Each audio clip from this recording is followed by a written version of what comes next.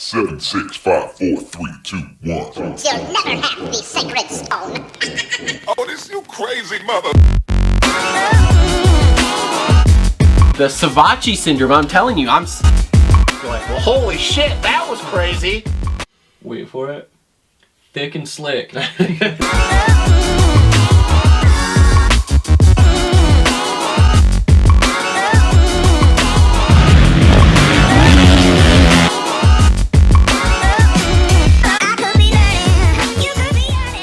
What is up, everybody? Welcome back to another episode of the Moto Aftermath Show, episode number 176. We are here. We are going to talk about Washougal results. I got 4 things on my list to talk about before we even get into Washougal, which should create some interesting bench racing. Good racing. Great racing. Very good racing. Great racing. Before we get started, though, let's thank our sponsors. So first off, like to start with our presenting sponsors here. So our newest sponsor here, the BC.Pizza. Justin? Yep. I still don't have a read from you. I told you, bro. It's fine. What you're doing, it's good. It's great, because I wasn't going to do much different. Okay, all right. So BC.Pizza, located in Allegan, Plainwell, Otsego, and Kalamazoo. If you're in those areas, check them out. BC.Pizza, gourmet pizza and other junk. I'm very good at this. In case you can't tell, I've done podcasting for a while. I can tell. We're pros. And we're pros at this. So anyway, thanks to BC.Pizza for coming on board. They do have really good stuff. I'm going to have to stop in and check out some more of the menu items, as I've only had some of the pizza and some of the breadsticks. You want a cauliflower pizza? We got those. No. We got a gluten-free I'm not pizza. that kind. We have someone on the line that's going to just absolutely destroy me on my diet situation, but I don't like to eat things that my food eats. I just like to eat my food. Dude, our cauliflower pizza is amazing. But my food eats cauliflower, so I'm out. Okay, anyway, I hope Coach just tears into you. He probably will. Anyway, it's fine. So anyway, also want to thank Premier Custom Trailers. I actually went this week, put my deposit down, got all my final details. For that double stacker trailer? Trailer should be here in like 2 weeks. God, I wish. A double stacker? Do you know how much that would cost me? I'm already like 105 grand. Let's put it this way. Everyone knows prices are crazy. The discount I got on my trailer is like what it's gone up in the last 6 months. But you'll have a trailer. But I'll have a trailer. But anyway, Premier Custom Trailers. Justin, do you need a trailer? No. You want to know why? Because I'm getting one. So we have a trailer. It's like a we thing. It is a we thing. What's yours is yours, and what's mine is mine. Yeah. Do we need one that's commercial or residential? How about both? Because we're going to use it for all of the above. Premier Custom Trailers has what you need. They work with the best manufacturers in the industry and specialize in all your trailer needs. Sales, service, parts, or rentals, they do it all. PremierCustomTrailers.com, located 5 minutes south of Kalamazoo on US 131 in Schoolcraft, Michigan. They put the custom in customer service. Why'd you just point at me? Sometimes you just got to point at people, bro. Okay. I'm trying to be a little animated about that. Okay, look, I've realized that watching the show back on YouTube, that when I sit here like this the whole time, it's very boring. At least you don't yawn anymore. Yeah, it's true. We are off that. So, also on board with us, JT Cycles and the Dirt Bike Depot helping us out with some prizes for our fantasy show, which, transitioning into, we have the Fantasy Podcast also on this same feed. Make sure to check it out. Usually comes out the Friday before the races. Me, Justin, and once in a while, that Weekend Warrior Cole get on there, and we talk fantasy results. I wasn't gonna mention his name. That Weekend Warrior guy who's also somewhat associated with the show in the very most minor way ever possible. But he's Supercross only, so he'll be back for that, he's Supercross only, so he'll be back for SX. Don't worry. Anyway, so we talk fantasy for the PulpMX Fantasy site that we play on, so make sure to check that out. Also, if you really want to help us out, make sure to like, subscribe, and comment down below if you guys are watching on YouTube. The likes and the comments really help us out. The subscriptions are awesome, and we like that. Hurts our views a little bit because the algorithm is all sorts of fuckity. It's fucking stupid. It's so dumb. I assume we get more views than what it says we do, but anyway, yes, it's an algorithm thing, whatever, doesn't matter. Anyway, if you're listening to us, welcome in. Thanks for listening. For anyone on YouTube who wants to just listen and not watch, we are on SoundCloud, Apple Podcasts, Spotify, and Google Podcasts, so you can find us in all of those places to listen, because I know we do a semi-long show. We're usually between 2 and 3 hours, so that's a semi-long-ish show. At least it's not 6. Yeah. yeah. So anyway, and make sure to check us out on all the major social media outlets. We're very active on Instagram. I'm not sure if that Weekend Warrior guy's doing anything with Twitter. Probably not. I'm not good with Twitter, so we're screwed there. And then I put some stuff on Facebook, not all of it. We actually, me and Justin here, actually, you know what, here, in studio with me, former privateer mechanic. Don't go there. I didn't. Soon to be privateer mechanic again. Whoa. Next year, buddy. Whoa. Next year, buddy. Whoa, that's not confirmed. It's confirmed. That's not confirmed. It's happening. Okay. It's happening. Oh, boy. My personal mechanic right now. Jesus Christ. Because let's face it, I don't like working on bikes anymore. Mostly because I don't have time. The one, the only, OG co-host, Justin Hartzell. What's going on? Hi. Hi, buddy. I've only been here since like 2 o'clock this 2 afternoon. o'clock, but hi. We're going on 5 hours of hanging out. God, we picked up a rental car. I left you in the car, parked outside the airport with my kid in the loading zone. Yeah. And I'm surprised she said nothing to you. Are we just best friends now? You want to do karate in the garage after this? Are we going to get bunk beds? Yes. Well, We are getting a one bedroom room. we have a 1-bedroom room in Crawfordsville for Iron Man. For Iron Man. So that's going to go well. We're going to cuddle in the king size. Hell yeah. Cuddle in the king size, baby. And there's about 4 people that just turned this off right now. That's all right. It's totally fine. So anyway, yeah. So speaking of the YouTube channel, we've been doing some bike build videos. We're working through it. We're getting the CRF 450. We're getting there. It looks like a bike now. It's got a front end on it, so that's a positive. That's good. It's no longer just a frame and a motor on a stand, so that's a plus. And so we're making some content and doing some big things. More announcements coming soon. Probably like after the season. Okay. So anyway, also on the line with us tonight, friend of the show. Coolest guy on the planet. One of the coolest guys on the planet. We should call him like the most interesting man in the world. He is. Because he's probably that. He encompasses everything. The one. The only Coach Robb Beams. Hi, Coach. Hey, good evening, guys. How you doing? We're doing great. We're doing good. It's always I weird. appreciate you having me on, man. It's weird doing the intros here Oh, because yeah, we've talked we've for been like an hanging hour. out for like 5 hours. We've been on the phone with Coach for like an hour talking about stuff.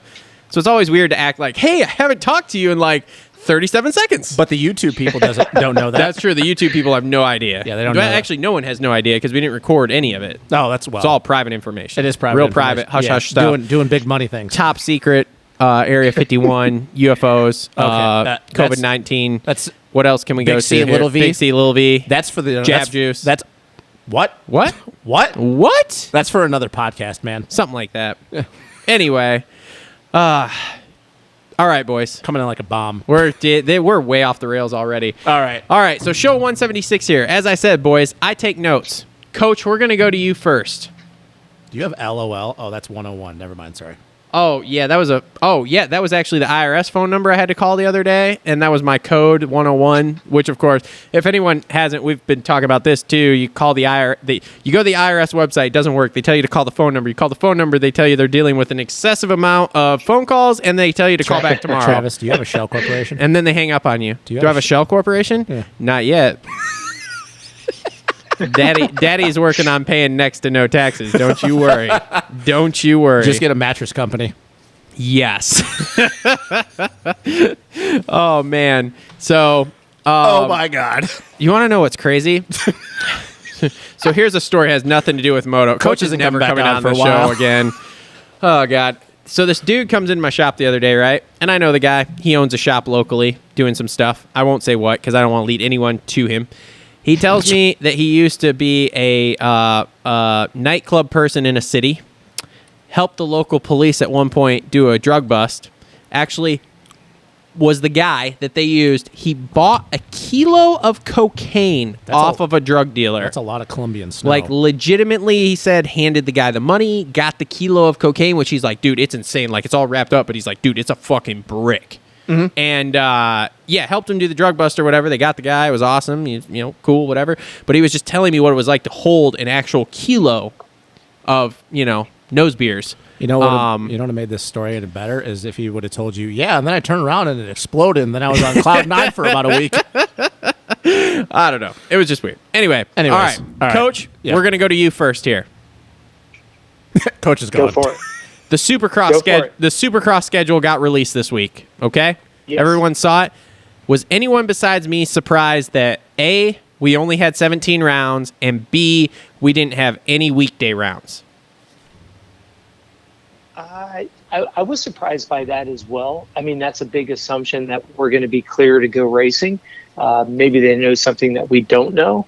But can you imagine being in the business of trying to arrange these big facilities and, as we saw the last couple of years, being canceled completely or, no spectators? So, yeah, I think that sheds a lot of light on, I think we may be out of the woods with this whole situation, and maybe we're going to go back to a normal life.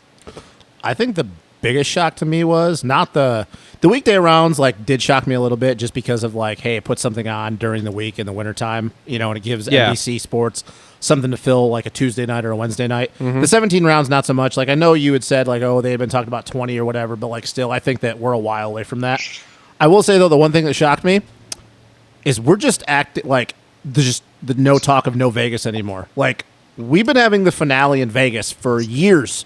And even before that, when it was the U.S. Open, because I used to go out for the U.S. Open quite a bit. And now we just act like Las Vegas was just never a thing. Which, don't get me wrong, it's cool. Utah's good. It's a good place to go. It's much better than Las Vegas, in my opinion. But, I just feel like we're acting like Las Vegas was just never a thing. Well, so here's the deal that I've heard with this. So, number one, as we all know, Salt Lake City is paying to have the final round there. Well, yeah. Now, as what's their thing?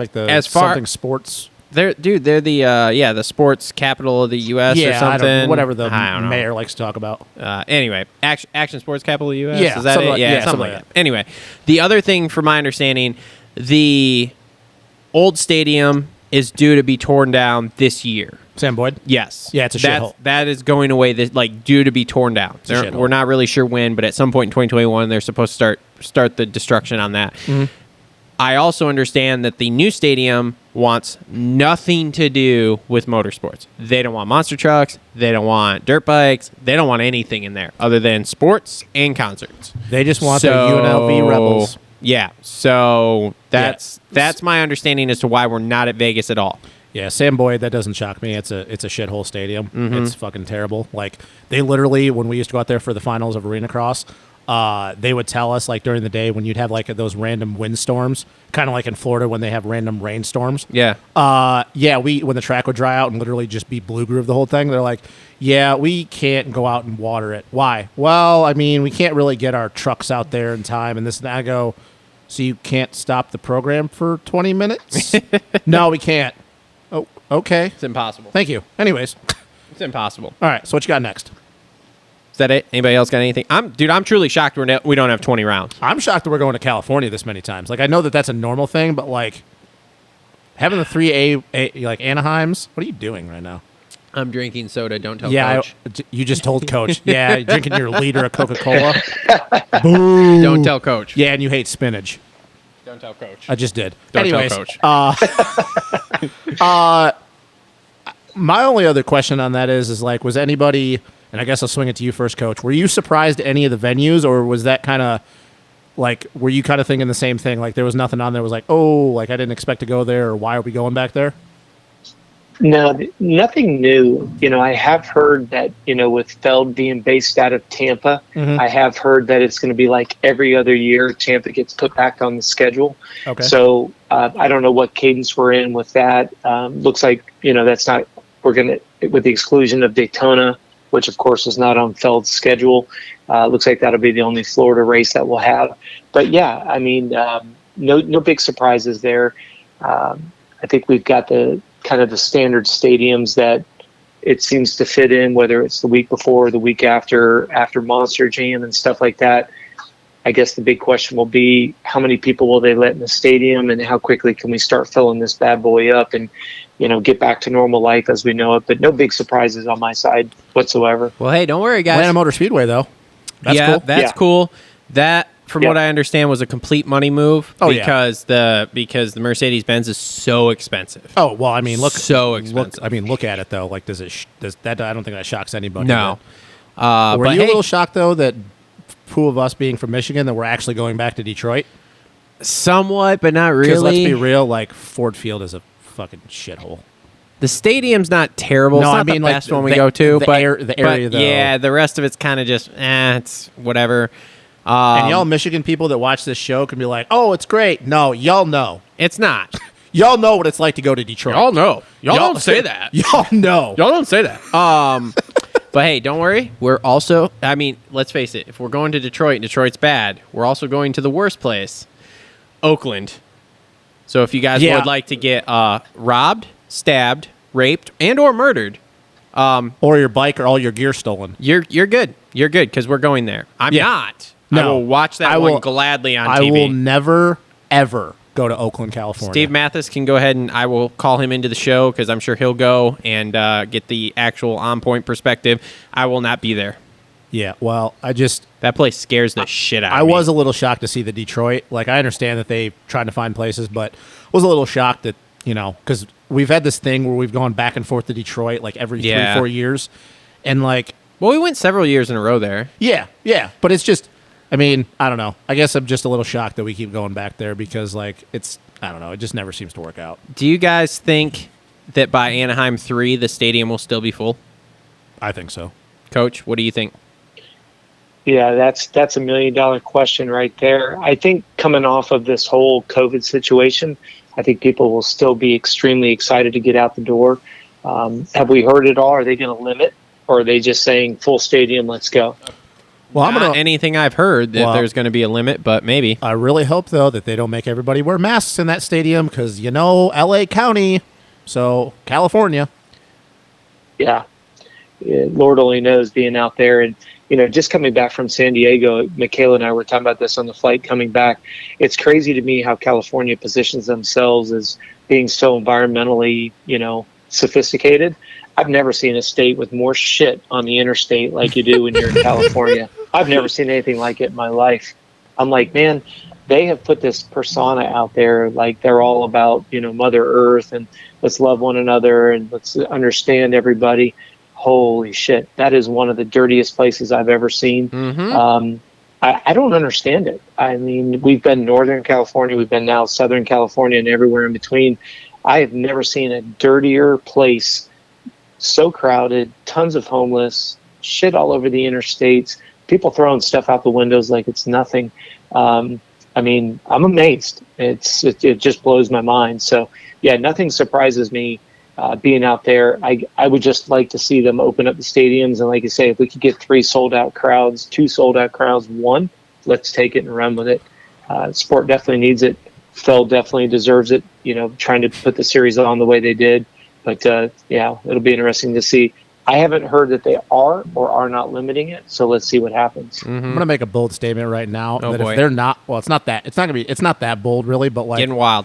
If they are not limiting people, I will say right now that A1 will be sold out. A1 will be sold out no matter what. For sure. I almost guarantee it. Absolutely. There's going to be tickets trading on the secondhand market for A1 at triple like the face value. And when I mean sold out, because and just for the viewers, like if any of you guys have never been to a Supercross, like they like to talk about on the broadcast or like they go to the races, like these numbers are always inflated. It's just how our sport works. They like to inflate things, make it seem sold out, and then you're there and you look in the top. Here we go. You look at the top deck and you're starting like the shitstorm already. You're like, really? That's sold out, huh? When I mean sold out, like I actually mean I don't think that there is going to be a seat in that whole stadium that's going to be open. Not at all. I truly believe that. Now I don't know about A2. I don't know about the second round. But yeah, like I just feel with the way things have gone, the way Supercross was this past year, all hats off to Feld and everybody that worked really hard to make the series go off without any problems. But yeah, I feel like A1, if they're not limiting, will be completely 100%. Just remember, you got a seat right on the side of the track there, buddy, with a pit board. All right, moving on. Anyways. Next thing. So I'm sure we've all seen the Triumph dirt bike announcement here. You mean Ricky Carmichael brand? Ricky Carmichael brand. So is this going to actually take off and do something, or is this going to be like what was it, Cannondale Benelli, or Benelli? Give it 5 years. Yeah, something like that. Where in like 5 years they're like, no, we're done, we're out. Give me 5 years. Come back to me in 5 years. Coach, you probably have the most experience with seeing these things come and go in the industry. What do you think on this? Well, I'm a little bit confused because, correct me if I'm wrong, didn't Ricky do a promotion with a Kawasaki 2-stroke a couple months back? Yeah, but we won't talk about that. I was going to say, so he was like he like moved from Suzuki to Cowie, but then he's been riding Triumph like street bikes, and I don't know. I can't put all the dots together. Yeah, behind the scenes, I was talking with a couple different people, and my take on it was Kawasaki is the only manufacturer that does not have an adventure bike. Mm-hmm. So I was like, okay, well, that makes sense for him to go there because it gives him a foot in another bucket to go out and make money in another division. What I didn't expect was the idea that they're announcing the enduro and the motocross division in addition to the adventure bike. So that's where I'm kind of intrigued to see what happens. You know, Ricky kind of took the middle road there. Ricky pretty much follows the money wherever that money may be. And he's in a position where we know he's very loyal to Fox. We know he's got some affiliations that he's not going to deviate from. But the manufacturing side of it, Cowie made sense to me because if you watched him, the only thing he ever promoted was the adventure riding, whether it would be him and JH, wherever around the world they were going. I was like, okay, just kind of read in between the lines here. The money for Ricky is going to be in the adventure race, the adventure bike world. Who has an adventure bike that doesn't have a big motocross presence? Triumph. Yep. Mm-hmm. I'm not going to say I predicted it, but I talked to a couple of people off the record, and it only made sense that he would go that direction. I think my biggest thing is I'm just curious what this thing's going to look like. That's my biggest thing because like Harley Davidson tried to do this way back in the day. Yeah. And Coach definitely knows what I'm talking about. It was not a pretty bike. Let's just say that. My thing is like, okay, you make this big ass announcement, right? Yeah. Oh, we're gonna do. Oh, it was we're gonna all enter over. the moto I mean, scene. We're Australia, gonna, you got Ricky, you got MX all this. Vice, everybody was talking about dude, it. even Steve was like embargoed to get like had to sign an NDA not to talk about it before he was supposed to. And I'm on board with Mathis on this one. Could I see a picture of a fucking bike? Here's the thing, like, could you just give me a rendering? Triumph has a lot of very smart people. They've obviously been one of the biggest names in the power sports industry for a very, very long time. Yeah. So all I'll have to say about this is I've only ever worked on like 2 or 3 Triumphs in my life, and I'm very critical when it comes to bikes and how, you know, engineers do things. Mm-hmm. And I will say with Triumph, I don't think I ever had a complaint with how things were built. Especially like, hey, if I'm riding this every day, how's this going to wear? What's going to be like to take it apart? Well, So I'm going to assume that if they're willing to stick their necks on a line for something that they've never done before, they're going to give it 110%, and they're not going to cut any corners. well, so I'm a little nervous because we had a few dudes back in the day when I was stunt riding that would stunt ride the Triumphs. Yeah. They're a little brittle. When you're throwing them around, they're a little brittle. Now, I know that's a street bike that's not made to be thrown around or tossed on the ground or that kind of stuff.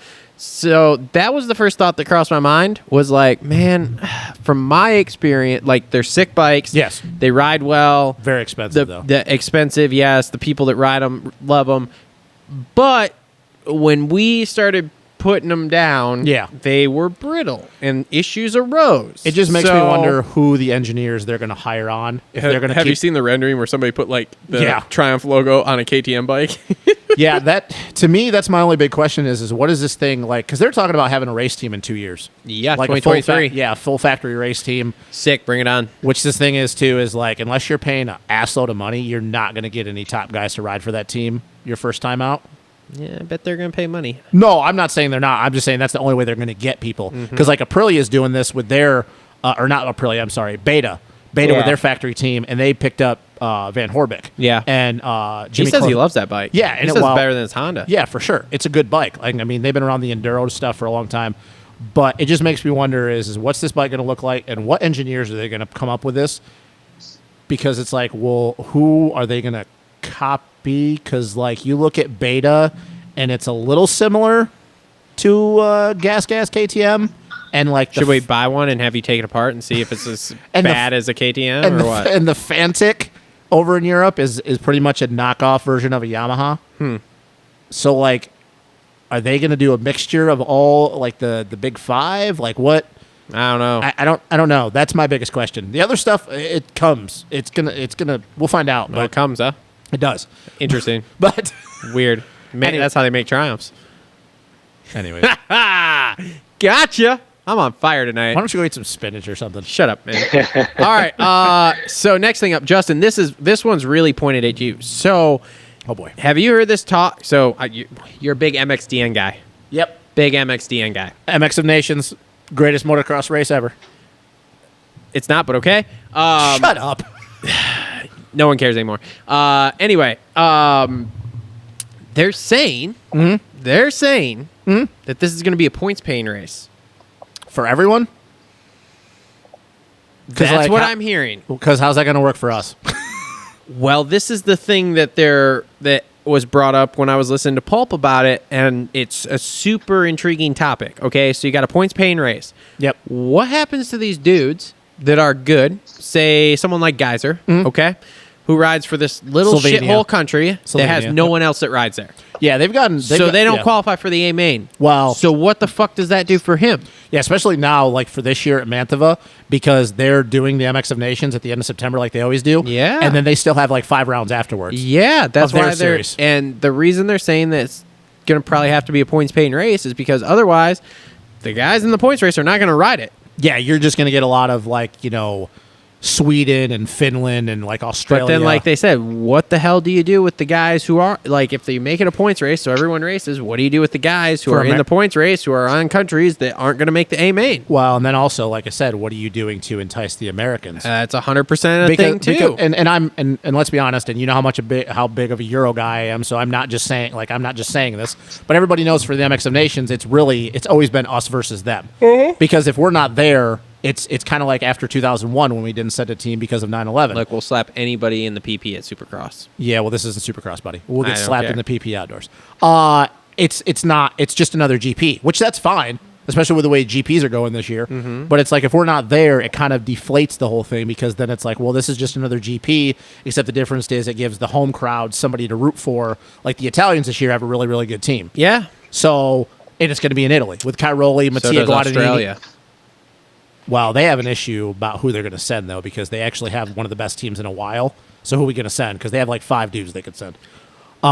If both Lawrence brothers aren't there, I'll shoot myself in the foot. Oh, they'll be there. Jet will be in the MX2, and Hunter will be in the MX3 class, and Luke Clout will be MX1. Yes. But yeah, I don't know. This is a very interesting predicament they're in. Like they're going to have to, but see, the thing is, this year they're only in that predicament because of how the schedule is. The schedule kept getting pushed back. Yeah, but they're damned if they do, damned if they don't. I mean, well, I'm just really curious. Is like, what are we doing on the American side? Like, I think we need to get to the point where are we going to make up our mind because Cowie has got their stance as far as who we're sending. Well, are we going to keep doing this because like we know that everything that's been going on, like it's going to be Barsha, Sexton, RJ. God, no, I hope not. That's the only team it really can be, to be really honest with you. No, I have a few different ones in mind. It could be. Okay, great. Throw them out there, and I can You tell said you how you said you're wrong. Barsha. You said Barsha, Sexton, and Barsha, RJ. Sexton, RJ. Okay, I don't have a problem with Barsha or Sexton, but you could put AP in there if he's staying at Yamaha. Absolutely not. You could put Justin Cooper in there. Hold on. No, Why? none of the Star guys are going because they're moving to Florida that week. Well, Cowie's not sending their Star guys has either. already come out and said they are not going because they're Well, moving to Florida that week. They cannot I put guarantee the our- resources out there to go. I guarantee RJ doesn't go either. Well, I don't know. Yeah, I don't know. I don't know how they're going to go about this. Can we just get a green card for well, Jet or it doesn't. what? It doesn't really matter because no matter who we send, we're not going to win. Well, yeah. Hey, that I'm not. I'm just concerned I'm just more curious. Who's our Puerto Rican team going to be? about. Travis Pastrana. God no. Anyways, yeah, I don't really know. I don't know because that doesn't do anything for us. Like it has to do something for them because they don't have to race that race. Yeah, I don't know. It's a super interesting thing to see how it goes. Speaking of MX of Nations, Redbud MX of Nations 2022. Coach, you in or what? Yeah, I think it'd be fantastic. And, you go back, going back to your comment about Plessinger, he's definitely going to KTM. He's not being retained at Yamaha. Okay. Damn it. So, the idea that he goes to KTM, you've got Roger as the team manager. I think it wouldn't be surprised to see Plessinger over there. Yep. Like you say, we know Cowie is not committed at all, any shape, form, or size. So it starts to limit it down pretty quickly. Sexton seems to be catching some fire here. Is that somebody that gets thrown into the mix? Sexton seems to be a pretty down-to-earth guy. He said on Motocross Action interview this weekend that he was going if they ask him. Yeah, see, that's what I think is so cool. I mean, he strikes me as somebody that would do it for the honor. Yeah. Like you said, for a lot of guys, it just doesn't matter anymore. Nobody cares, which is a sad state of affairs for the sport. Pisses me off. Yeah, but in all fairness, I mean, I can see both sides of the coin. I'm very big about America. I think America is the best country in the world. I think we need to represent. But then what are you going to represent? One of the biggest debacles known as designations because of the political nature of the sport, of the actual event itself. Yeah. I have no problem getting politically involved and having an adult conversation about politics. I have no problem. I don't shy away from it. But, I think our sport as a whole needs to wonder why the athletes don't see the benefit of it, the importance of it. We can argue that our race series indoors and outdoors is extremely long. We put our riders up at a disadvantage because they come in so fatigued before they even get there. The idea that, let's face it, some of these guys, I mean, are we saying anything disrespectful to say that Hurling is the fastest guy when he's not injured? No. Are we the best outdoors anymore? No, we just aren't. Not because our riders are inept. It's just the idea that the landscape for our riders does not make them dominant in a global setting. They're tired before they get there. The race series is extremely long. We've talked about this off the record. Think about Hurling and those guys. They race 6 months out of the year. Yep. They're going to be fresh for designations, always. Yep. That's not now, again, we could sit tit for tat all day long, but, you take our 3 best guys and you put them against the 3 best in the world. If everything's kept constant and we're coming in fatigued, we're not going to show our potential. It's like, just for the sake of the listeners, it's like having a motorcycle that has 300 hours on it and go, yeah, I've got my national bike. I mean, that's what we're sending to designations, no fault of their own. They have to race every weekend. And, there's certain guys that really want to represent the USA, represent US, but they are going there doing the best they can with what they've got. We know Roger's a great team manager. This bullshit about Roger needs to be replaced is ridiculous. The guy is, who are you going to put in his place? Mitch Payton. Yeah, Cowie said that. I heard something about like if they're never going to send a guy if Roger's the team manager ever again. That's mature. Yeah. Well, it's Cowie. Sick. Yeah. Well, okay, like I said, I don't mind talking controversially. Who do they think should go in replace of Roger? Oh, Mitch? I agree. No, there's nobody that can. That's my point is it's fucking stupid to even have that conversation. Right, but I'm just saying if Cowie's going to say they're not going to send somebody if Roger's the team manager, cool. Who would you like to see go in Roger's place? I can't think of anybody. See, that's the problem that I have is when you put an ultimatum like, yep, if Roger's team manager, we're not going. Okay, that's cool. It's your money. We get it. Give us a solution. Who's the next best thing? Yeah, Mitch would be the only other guy that I could think of, really. If you want to. Who would that be? Mitch Payton. He'd be the only other guy. Yeah. Another guy that I would think of is Eric Kehoe, but he would never do it. So, yeah, you've got your Eric Kehoes, you got your Mitch Paytons. Hell, you could put in Will Hahn right now. He's got so much experience on both sides of the fence. Yes. That'd be awesome. But does GasCast have the resources? I think with Will being over there now, hey, do they need some fresh blood? Okay, I could see that going. But then what's Will Hahn going to do? Who's the first person he's going to call? Roger. Yep. If they want a new face, great. But Will's not going to go over there and try to figure it out on his own. Mm-hmm. He's going to call up the best. It goes without saying. It's just to say that Roger is not a good team manager and his tenure is run dry is ridiculous because the riders he has to take over, no matter who we send, they're all of our riders are absolute studs, but they're tired. Yep. It's a series that wears them down before we even get there, especially when you look at the series is over and everybody else is heading to the cruise to go to the Bahamas. Mm-hmm. And we've got guys that have to hold on to fitness for another 2 to 3 weeks, then travel, then come back, then jump right into the holidays, jump right into Monster Cup, get right ready for A1. Yeah. Who would want to go that route? Well, our biggest downfall is the fact that we spend so much time. 6 months, 8 months out of the year on Supercross. Okay, that's just all there is to it. The only thing you need to know why MXON is a shit show is because the 2 people running it from our end and their end, Giuseppe, Davey Coombs. Yeah, that's the reason why it's a shit show. That'll tell you everything you need to know about that. That's all I need to say to the listeners. That's why MXON is a shit show. Look, if you really want to get me fired up and rolling about this, because they did bring this up on Pulp last week. Can't remember if Jeff Canfield is part of that though, because if he is, I don't think so. I think it's just Davey. Is the fact that these dudes have to go represent their country and spend 10 to 20 G's out of their own pocket to go fucking do it. And then you have to worry about the whole crew that comes with them too. But yet, if I go to that race, and mind you, I don't remember exactly, but if I go to that race and I want to get in that VIP tent, it's going to cost me $750. Yeah.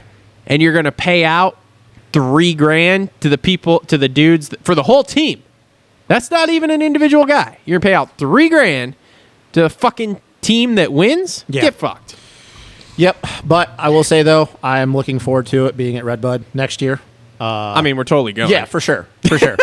I mean, like I said, for me, MXON, it'll be the fourth one that I've been to. I've been to all three in the last 10 years in the States, or 15 years. Look at this guy over here bragging like an asshole. I'm not bragging, dude. I love the event. I really do. But it's just unfortunate because it takes the wind, the wind out of the sails because it's not as big of a deal to our guys anymore. Like I said, I was there in Buds when Ricky's last race. RV did what he did that day. Tim Ferry, God, that would have been cool to see. And then I was there in 2010 when when Dunn and Shorty and Kennard, when other than Kenny, like they were the guys. Mm-hmm. So like, yeah, it's to me, it's a very important race. It sucks because growing up, when guys like Jeff Stanton and Damon Bradshaw and Jeff Emick and McGrath, and then you go to the 2000s when it was Stu, when it was Ricky, back when men were men and women were glad they were. Where are you going to go with that? That's exactly where I just went with that. Oh, that's where you're going to stop? Okay. Yeah. Yeah, it's just very unfortunate. That's how the saying goes. It's even like RV after 2018, he shook his head with how our guys performed. He said it was absolutely pathetic. And it's just unfortunate that it's gotten to the point that our guys don't care anymore. Look, man, there was no sand added to that track. I shouldn't say that they don't care anymore. It's just, like we talked about, it's hard to get up for that event, like Coach just articulated, when you're putting 300 hours on your national bike and you're just gassed. Like it's very unfortunate. So, well, and one thing that really chaps my ass is, we got the Olympics going on right now.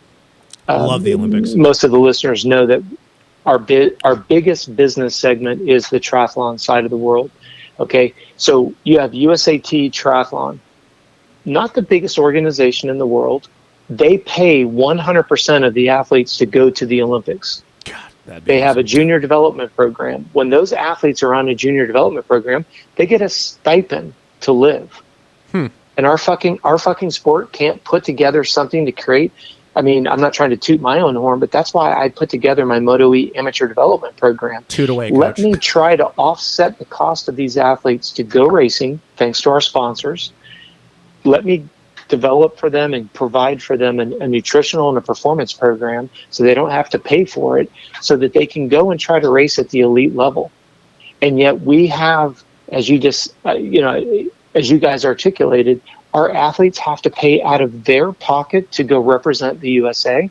That's unfucking believable to me. And the 9,000 people that go with them that want to be part of Team USA, and I do it air quotes, Team USA at the race, We have like the biggest entourage of people.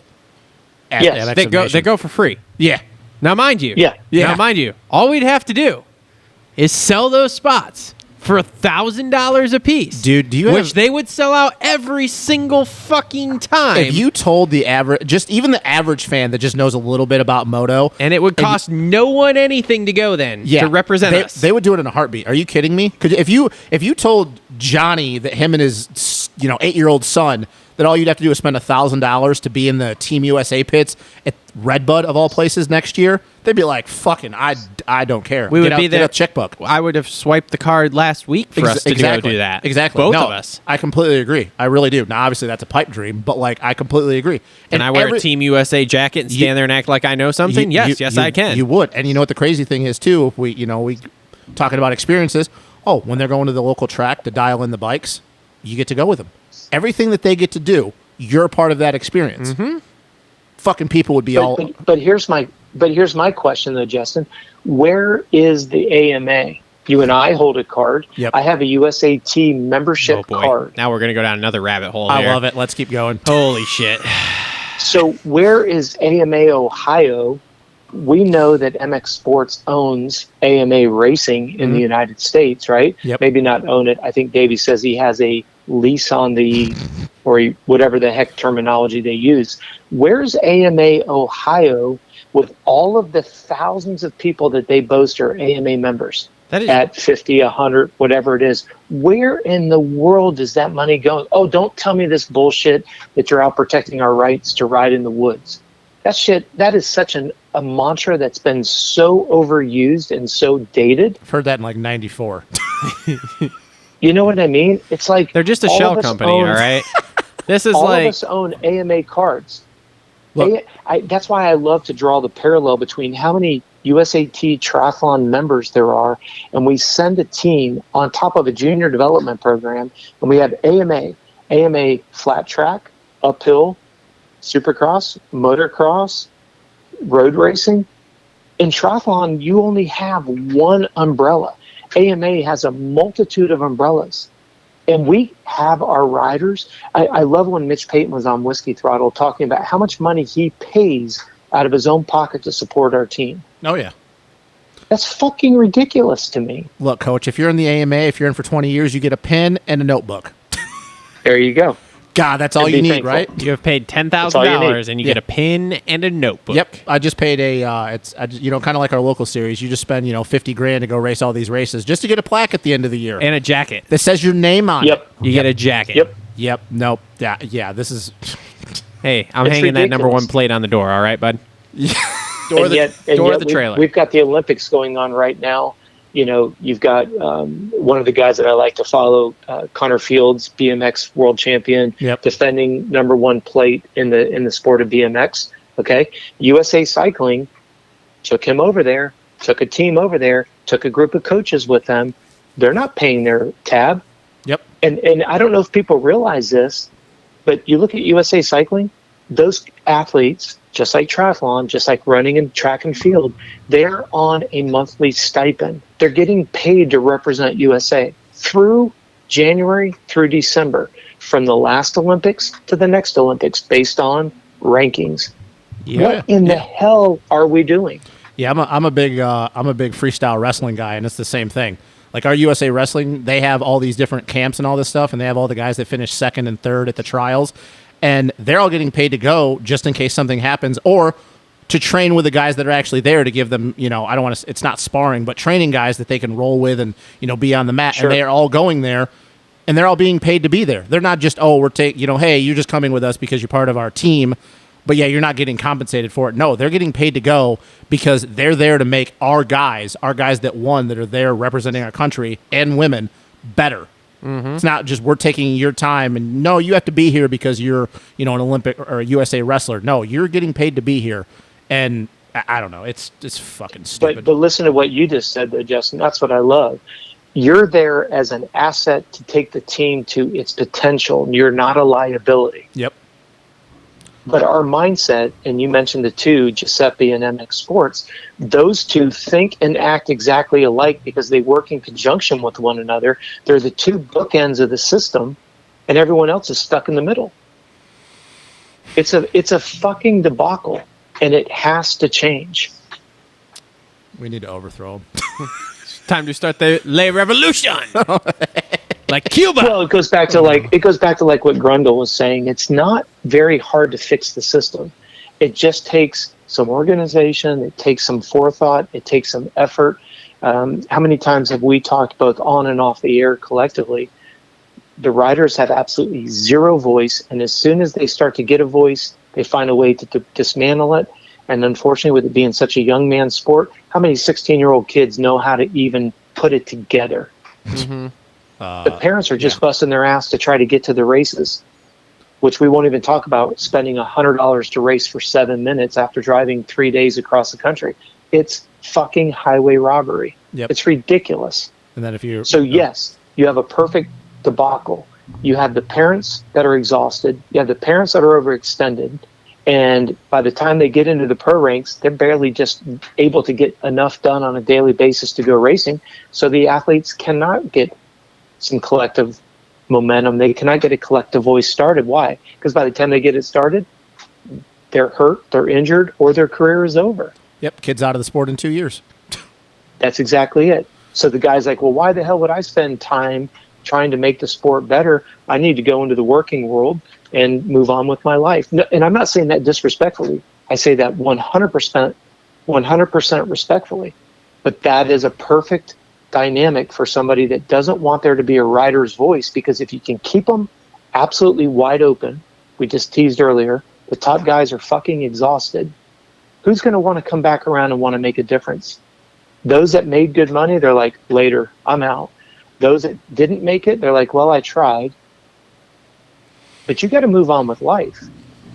Versus you look at the big unions, NFL, Major League Baseball. And again, none of us are naive to say, oh, you're comparing moto to football. Well, the shit had to start somewhere. Yep. And you go back to the growth of the life of the sport back in the early 80s, when there was just, I mean, the sport was on fire. Look at California. You could race every freaking day of the week. Yep. Oh, yeah. And I don't want to get into, oh, well, the environmentalists, we've lost our ability to race. Fuck. Shut up. Well, That's just California, ridiculous. California just put a 2-stroke ban out, so there's that. Absolutely. You know? Emissions. It always amazes me that when you start to bring up a point of discontent, they want to change the narrative and move the focal point.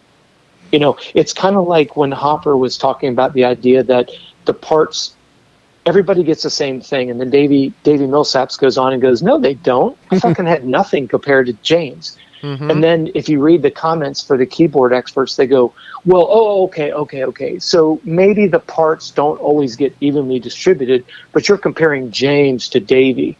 Okay, so first of all, you were raising hell because you said the parts were not being, all parts were evenly distributed.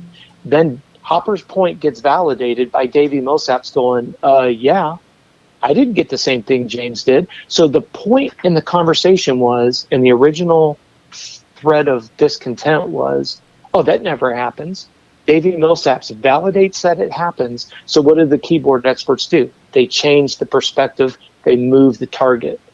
That's why I like it just makes me do nothing but laugh my ass off. That's why I like always when Weege talks about the Star motors, and then he goes, yeah, they're all on the same motor. And then I go, I don't think Jarrett Fry would have that same sentiment. We've known some things about that team. Yeah, of we've not known some having things the same over the equipment. years. Yeah, I don't think Jarrett Fry would say, yeah, my motor's just as good as Jeremy's is. No. Yeah, you won't be hearing that. No. And you could go back over the years over Husqvarna. You could go, I mean, it's just a guy that is new to the team and is running in the top 10, top 12 every weekend, has a little bit of pushback on the team, and then amazingly, he's outside the top 20, almost like a light switch. Do the listeners with any bit of education really think that rider just shit the bed that bad and fell out of the top 15? Coach, we can't do critical thinking anymore. Yeah, That's illegal. Yeah, all right. It's a little weird that year at Geico that RJ's bike kept having electrical issues. So weird. Yeah, so weird. Weird things happening. Yeah, it's really weird too. Incredibly, the coincidence is just astounding. Yeah, it's super weird too that one day at High Point that both Jeremy and Alex's Star Yamahas both had issues that day too. That's odd. God, that's coincidence. Shit's But wild. they're all the same engines. Yes, they're all fabricated exactly the same, because obviously one rider's running at 4 RPMs higher than the other, and that's why it grenaded. Yep. Clearly. I mean, in all fairness, Germ doesn't really let off, okay? Germ is WFO. I have seen him ride. The clutch is his brake pedal. Yes. So That's right. So that is Absolute somewhat beast. fair. Love it. But still, yes. yeah. No, it is astounding that people actually believe that that's going on. And it's like, well, you don't know what you don't know, I guess. Now, That's exactly it. moving on here. Yeah, we're eventually going to start talking about Speaking Washougal. of people getting screwed over, no, I have one more topic before we even get to race stuff. Caleb Russell. Oh, dude, I can't even. I can't. Coach, have you heard about this? Which part? The part that he's no longer riding for KTM, I guess you'd say? Yeah, I mean, is there any wonder why? I mean, running around in 32nd place on a factory 250? Seriously? Well, so here's my thing. Oh, God. Let me defend this a little bit, all right? So, Caleb, as we all know, million-time GNCC champion, It's also right? not an exaggerational number. No, that's 100% true. He won like 1 million titles in GNCC for KTM, right? Yeah. He comes out, does a moto race at Unadilla. It's muddy. He finishes, what, like 15th or something? Yeah, I the don't 450. know. Yeah, he was top 10 really for good. Yeah. Now he comes out this year, wads himself before the season. Yep. wads himself at Paula. Yep. Has like a couple of okay finishes. Then Redbud's just shit, and then gets a call from I don't know if it was it Roger or was it Ian? No, it was Roger. Okay. Was what he said. Gets a call from Roger, basically telling him like, you got to perform because Austria's giving me hell. Yep. And then the next week, okay week, and then boom, he's just out. Yeah. Okay. I'm on both sides of it though. This dude has sold a gazillion, again, not an exaggerated number, a gazillion KTMs for you. You can't keep him on a bike for 6 more races? I mean, the dude isn't making a career out of moto. Yeah. He's made his career out of off-road, and he's sold, again, a gazillion KTMs for you, and you can't put him through 6 more races of outdoors. It's not like he's winning so much bonus money you can't afford it. I mean, yeah, it's fucking ridiculous. I look at it from both sides. It's like fucking ridiculous. I feel really bad for Caleb. Like I said before, a couple hours ago, like I've never met Caleb personally, but I know people that have, talked to him, had conversations with him, and he's not a guy that, he doesn't put on a front. Like the guy that he is in the video is the same guy he's at the races and vice versa. Very nice guy. He doesn't bullshit. Now, once again, these could be just people telling me this and they're lying, but who knows? But I also see it from the same end, like, hey, like we got a bike out there. We got a rookie in Max Volan who's having a very good season. Like, we don't expect you to be beating him, but we need a guy that's kind of a little bit opposite of him. Like, we need something there. So I look at it both of it. I mean, it kind of just goes back to what all three of us have been talking about with the way things are. Like, that's just how these sold a teams... gazillion bikes. He has. It just way more than what it's costing you Yeah. to put him through 6 more rounds. I think my only thing that would shock me about the whole thing. Can we call we call Marvin Cooper and be like, "What the fuck are you doing?" Why was he on a 250? He should have been on a 450. Well, who the fuck knows? Yeah. But can we call Marvin Coop and be like, "What the fuck are you guys doing?" Hey, Marv had a good weekend. Because those are the guys that I'd be worried about. Marv had a good weekend. I don't give a shit about the guy that sold more bikes than those two combined. He's got more titles than those two could fucking dream of. Yeah, I don't know. It's just the way things are. It's unfortunate. I feel bad for Caleb. It's horseshit. You're pretty fired up. I'm real fired up about that. Like, Man, you're not bro, even a Caleb Russell fan. this is where it comes down to a little bit of brand loyalty. He was loyal enough to you his whole racing career to continue to race for you and bring you championships. Brand loyalty doesn't exist. And now he's looking for a little bit of brand loyalty to go chase this little bit of a moto dream he's got, and you can't carry him for 12 fucking races. He's going to Triumph. Gotta fucking hope so. Probably Star signed him, to be honest with you. Who knows? I don't know. I'm fired up about it just because I'm like, it's bullshit. All right, can we just get to Washougal? Yeah, let's get to Washougal. All right. 250s. I think the big story in the 250 class, at least in the first moto, Hampshire didn't crash. No, but Jalik Swoll did. Oh, fuck. Did he ever? Goddamn. Yeah, Hampshire didn't crash yesterday, which was wild. Ran out of steam a little bit at the end of that moto, though. A little bit. Which is a little weird. Not quite as early as Carson Mumford did, but he ran out of steam early. Hey, man, good on Carson Mumford, though. I'm pretty sure that's the first laps he's ever led of a national. Because, Yep. I mean, obviously his last year and a half has been pretty up and down, Yep. Supercross included. But good on him, man. Like, it's actually showing that, like, whatever Davey's doing for him, it's working. Because, like, his speed is there. So his post-race interview, he felt great while he was out in front. He said he didn't feel uncomfortable with the pace. Yep. He felt awesome. Then all of a sudden he just... Things start happening arm quick. pump. Well, Yeah. you could tell that things were happening quickly because once again, we all know like it's You can different. watch it happen. Yeah, it's different from talking about like, hey, if I get a start, like I got the sprint speed, I got the endurance, but then you get out there and you realize like how much your brain has to work, and then you do have to do it for not. Oh, that's a lap. Shit, now I got to do this for another 32 minutes. Yeah. So like I'm not a big Carson Mumford believer by any means, but it's once again it's pretty cool to finally see him putting it together because the speed's there. I just don't think that the endurance is quite there yet. But yeah, like he keeps getting starts, keeps running up front. Like he's gonna get it figured out. It's just the class is so freaking. It's a good way to start by getting a hole shot and running up front. And hey, how dumb are you? How dumb do you feel at HRC when the guy on the privateer, essentially Honda, just hole shots and starts running away for the first couple laps? Exactly. And then your Wonder Boy is in 15th fucking place. Yeah, I bet Michael Lindsay probably had a bunch of phone calls after yesterday. I thought that was great. Dude, I can't Hey, they believe- didn't throw a chain either. That's pretty cool. Wow. That's amazing. There was no Well, chance.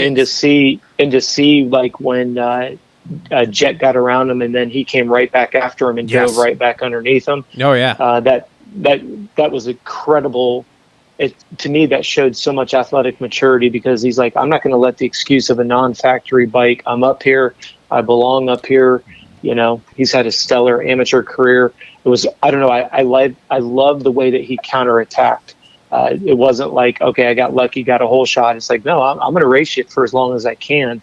I thought it was unbelievable. Great day for Mumford for sure. Yeah, the kid's racecraft is good for being so early in his career. Just like I said, if he just works on that cardio a little bit more, and like I said, just gets used to being up front and running that pace, because that's the thing. Like like I said, it's one thing to talk about it, but these kids realize it real quick in a hurry. Like, hey, and Jalek Swoll realized it at High Point. When you get a start, they don't just run that pace for the first 2-3 laps and then settle in. They're doing it for 15 minutes straight and then That's right. settling in. And that's, I don't care who you are, that's a big shock when you're not used to that. It's a fast pace. And that's the thing is They're pretty quick. Mumford realized that, but he keeps getting starts. He's going to eventually adapt to it. He went 11-11 for 11th overall yesterday. Good thing. At least he didn't go 11-11 for 12th overall. Yeah, that would be terrible. Talk about wanting to drive off a cliff. Jesus. Yeah, no. So good on him. Like that's pretty cool. Did RJ crash at all yesterday? I don't think he crashed at all. I don't think so. He went 2-3 for second overall. Well, let's talk about before we get into the top guy. Well, I guess this guy was a top guy. Pierce Brown. Anybody really see that coming after the way Millville? Absolutely not. I thought he was dead at The way Millville ended. Millville. I mean, dude. I thought he got hit. He was a 6'4". zombie. He ran off the track, and then I thought he died. 6'4" for what he get? Did he get 4th or 5th? 6'4" for 5th. Okay. 6th place. You could probably tell he pumped up a little bit at the end of that moto because his lap time started dropping off. Yeah. Second moto though, when he got in that battle with Jet and Schwartz was in there for a little bit. Yeah, no, very impressed. Yeah. Like he just put 2 good motos together. Like he didn't really make any huge mistakes. So very impressed with him. Even though they're not going away from him, I think that he just confidence-wise needs to start putting it together because eventually if he just keeps going, hey, I have one good race, and then shits the sheets the next 3 weeks, it's going to start getting to him. Like, hey, can I keep doing this? Can we start like a Will Hahn effect chant or something? Well, I mean, if Michael Mosman wins a moto or an overall by the end of the year, I think we should. What could our catchphrase be with this? Because I think we need something to the Will Hahn effect. Something. I don't know. I'll come up with something. Will Burr. You know, it's kind of like the Dylan Danger Zone. We need something with Will Hahn. Wilbur 6'9". Because I mean, dude, okay, is this a coincidence that Will Hahn has moved to Gas, and we've had Mosman podium, we've had Barsha win, Yep. we've had Brown look like he actually knows what he's fucking doing. No, it's not a coincidence. Will Hahn is just that damn Totally good. agree. Will Hahn is just that Totally damn- agree. Yeah. He's just that damn good, and I really am getting sick and tired of people like, oh, no, it's just the team is really good, and the bikes... No, it's Will Hahn. Will's Like, not as busy. Maybe I can get him on the show now. I mean, he's a cool dude. He really is. I'll DM him. Go for it. I'll see what's up. It pisses me off that people are like, oh, it's the team, it's Star. Yeah, that's part of it, but Will Hahn is just that good at his job. Like, start giving the man credit. Him and Barsha apparently are real close.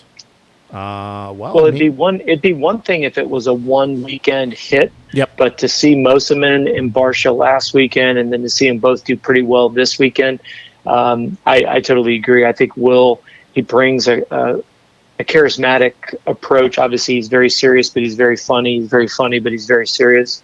It's no surprise that Barsha's been wanting him over there for a while, and I think now that environment is established, I think it's pretty doggone powerful. Well, and he's also I dream of Will. Oh God, he's also one of the very few team managers to ever exist in this sport that at the time could go out and give him a week and could go out and run the pace of their top guy on the team for 5 laps. Yep, totally agree. That helps too, because like when he says, "Oh, you hit that rut shit," and they go, "Well, you hit it better." Well, I can. Yeah, exactly. So, yeah, I mean, the greatest thing is he's just a trainer now. yeah, no, Like, it's that's great. all he is. So it's hilarious that he's just a trainer. He's moved from a management position to a trainer position, and like when he swapped teams, it's like all of a sudden everything's better. Who do you think got the upgrade? Gas or Star was Seth Gas. Rarick. Gas, 100%, no questions asked. Seth Rarick. Gas is having fun with Will. Don't do that. Well, and it'll be interesting too, because Tyler's dad is essentially Troy Lee's right-hand man. Yep. It'll be curious to see how that dynamic starts to fall into place there, to see if Tyler, can he handle the pressure of Will and his background? Does Troy himself say, hey, look, maybe we need to give Will a shot over here? He certainly has a track record of success. Will the nepotism allow, Will to be able to move in there? That'll be interesting to see what happens over the rest of the summer. Mm-hmm. God, I hope so, because, I don't know. It's just a cool story for Gas. Barsha going out, getting the Supercross win for him, getting the outdoor win, Mosman getting on the box, Pierce Brown finally getting it together, having success with Mosman and Supercross. It's just, I don't know. It's a cool story. I know everybody's like, well, it's an extension of KTM and all this and that. Yeah, that's true, but it's just, I don't know. Troy Lee had a lot of success for a lot of years with Ben Townley and Malcolm Stewart, when Pingree was over there and stuff. And then they've obviously kind of gone through a setback a little bit, but yeah, it's just cool to see the story, and like I said, 3 very talented dudes that, are finally, Barsh put it together, but Mosman and Brown at least. Yeah. So, yeah, no, I think if anybody's going to do it, it's going to be Will. Yeah. Yep. Coach, I know Totally agree. we're getting short on time with you. Anything you want to touch on here, either 250 or 450? It's a dealer's choice here. No, I appreciate it. I think, as silly as it sounds, I think you got to give Dylan Schwartz bringing that Suzuki into the top 10. From good starts and then staying there, he went 13.6. I was really impressed with his ability to keep that Suzuki up there. Shows a lot of his diligence. You have to give the guys, I know people say it differently. I call it Noreen, the Suzuki Twisted Tees. The Suzuki's, you got to give the guys credit. I apologize. Who is it that owns that Suzuki program? Is that the Bar? The Bar X team? Yeah, the Bar. You got to give the guys credit. Yeah, Larry Brooks is the guy who kind of he doesn't own it, but he pretty much runs the program. He's the one that kind of brought Dylan and their other amateur guy, Preston Kilroy. He's the one that kind of, I don't know, brought that to Suzuki or whoever's attention that, hey, we need to pick these guys up. Mm-hmm. Yeah, you got to give them credit where credit's due. You know what I mean? So those are the ones that really stood out for me. The fact that Roxon looks like this may be the turning point of the summer, not because Sexton got up on top of the box, but the 3 of us have talked about this off the record as well as on the show together. Is this the event that Roxon takes a turn and goes the wrong direction? Yes. He just couldn't seem to move forward. I think this is a pinnacle race for him as well as Webb. He said he was sick. I was going to say, on his Instagram, he said he was sick starting last week and was sick all week. And I don't believe that. I'm sorry. I don't. Well, we've heard this before. You know, is it food poisoning? Is it Lyme disease? Crohn's is disease? It chronic fatigue? Is it Crohn's disease? Is it? And no disrespect to Roxon, he's more of a badass than I'll ever be. But I just think this will be a pivotal weekend for both Webb and Roxon. Webb got a good start, went nowhere but backwards and pretty damn quickly. I think this is, remember, GL says it on the on the show quite often. This was the event weekend, in my biased opinion, where the momentum is going to shift. This is where you're going to see Ferrandis has nothing to lose the rest of the summer. He's proven he's there every weekend, can put the bike down on the ground twice, still competitive. Sexton can show he can pick the bike up after center punching his teammate, race himself into the top 10. I think it's very, if I was anybody and would be nervous, it'd be Ferrandis, to think that Sexton could pick the bike up and come through the field and get in the top 10. Yep. And then the one weekend that he doesn't go down, he just simply wins the overall. Mm-hmm. If I'm Ferrandis, Sexton's who I'm worried about. We've all been talking about it. We just needed those weekends that Sexton put it together. I think this was the turning point for Sexton. I think it was a negative turning point for Roxon and Webb, and it's now a Ferrandis. You've got your top 2 to 3 guys. I know Roxon's in the point wise, but I don't know. We have a 2 or a 3 week break going forward? 3. Yeah, because the next race is August 14th. Yep, at Unadilla. Yeah. So if there's anybody that's thankful for a 3-week break, it's obviously going to be Roxon out of anybody. Mm-hmm. But you can look at that 3-week break as either oh shit or a 3-week break. Okay, I just need to get my batteries recharged and regroup. But we won't know until we resume racing. But I think it was a very pivotal race for the boys this weekend. I liked what I saw. I think it'll be very interesting to see what happens here. I think Hopper's going to owe me $100 on Hunter and Jet. That's all I can tell you.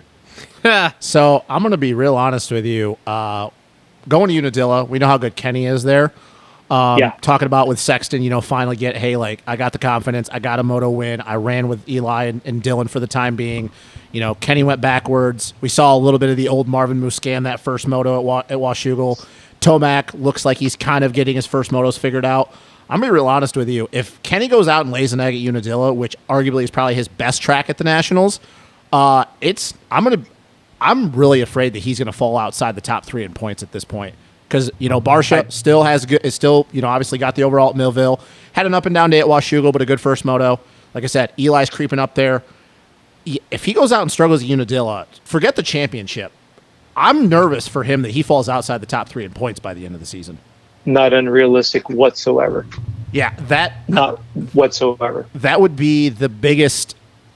I can't even think of a word right now in the language that would be the biggest gut punch, I guess, to start off the season the way he did, better than he expected, better than all of us expected, and then just completely fall apart like bad. Because Sexton is going to start beating him now. Well, and I don't think any of our listeners would be surprised when you start reverse engineering this. It starts to look a lot like Webb kind of getting into his head and winning Supercross the same way.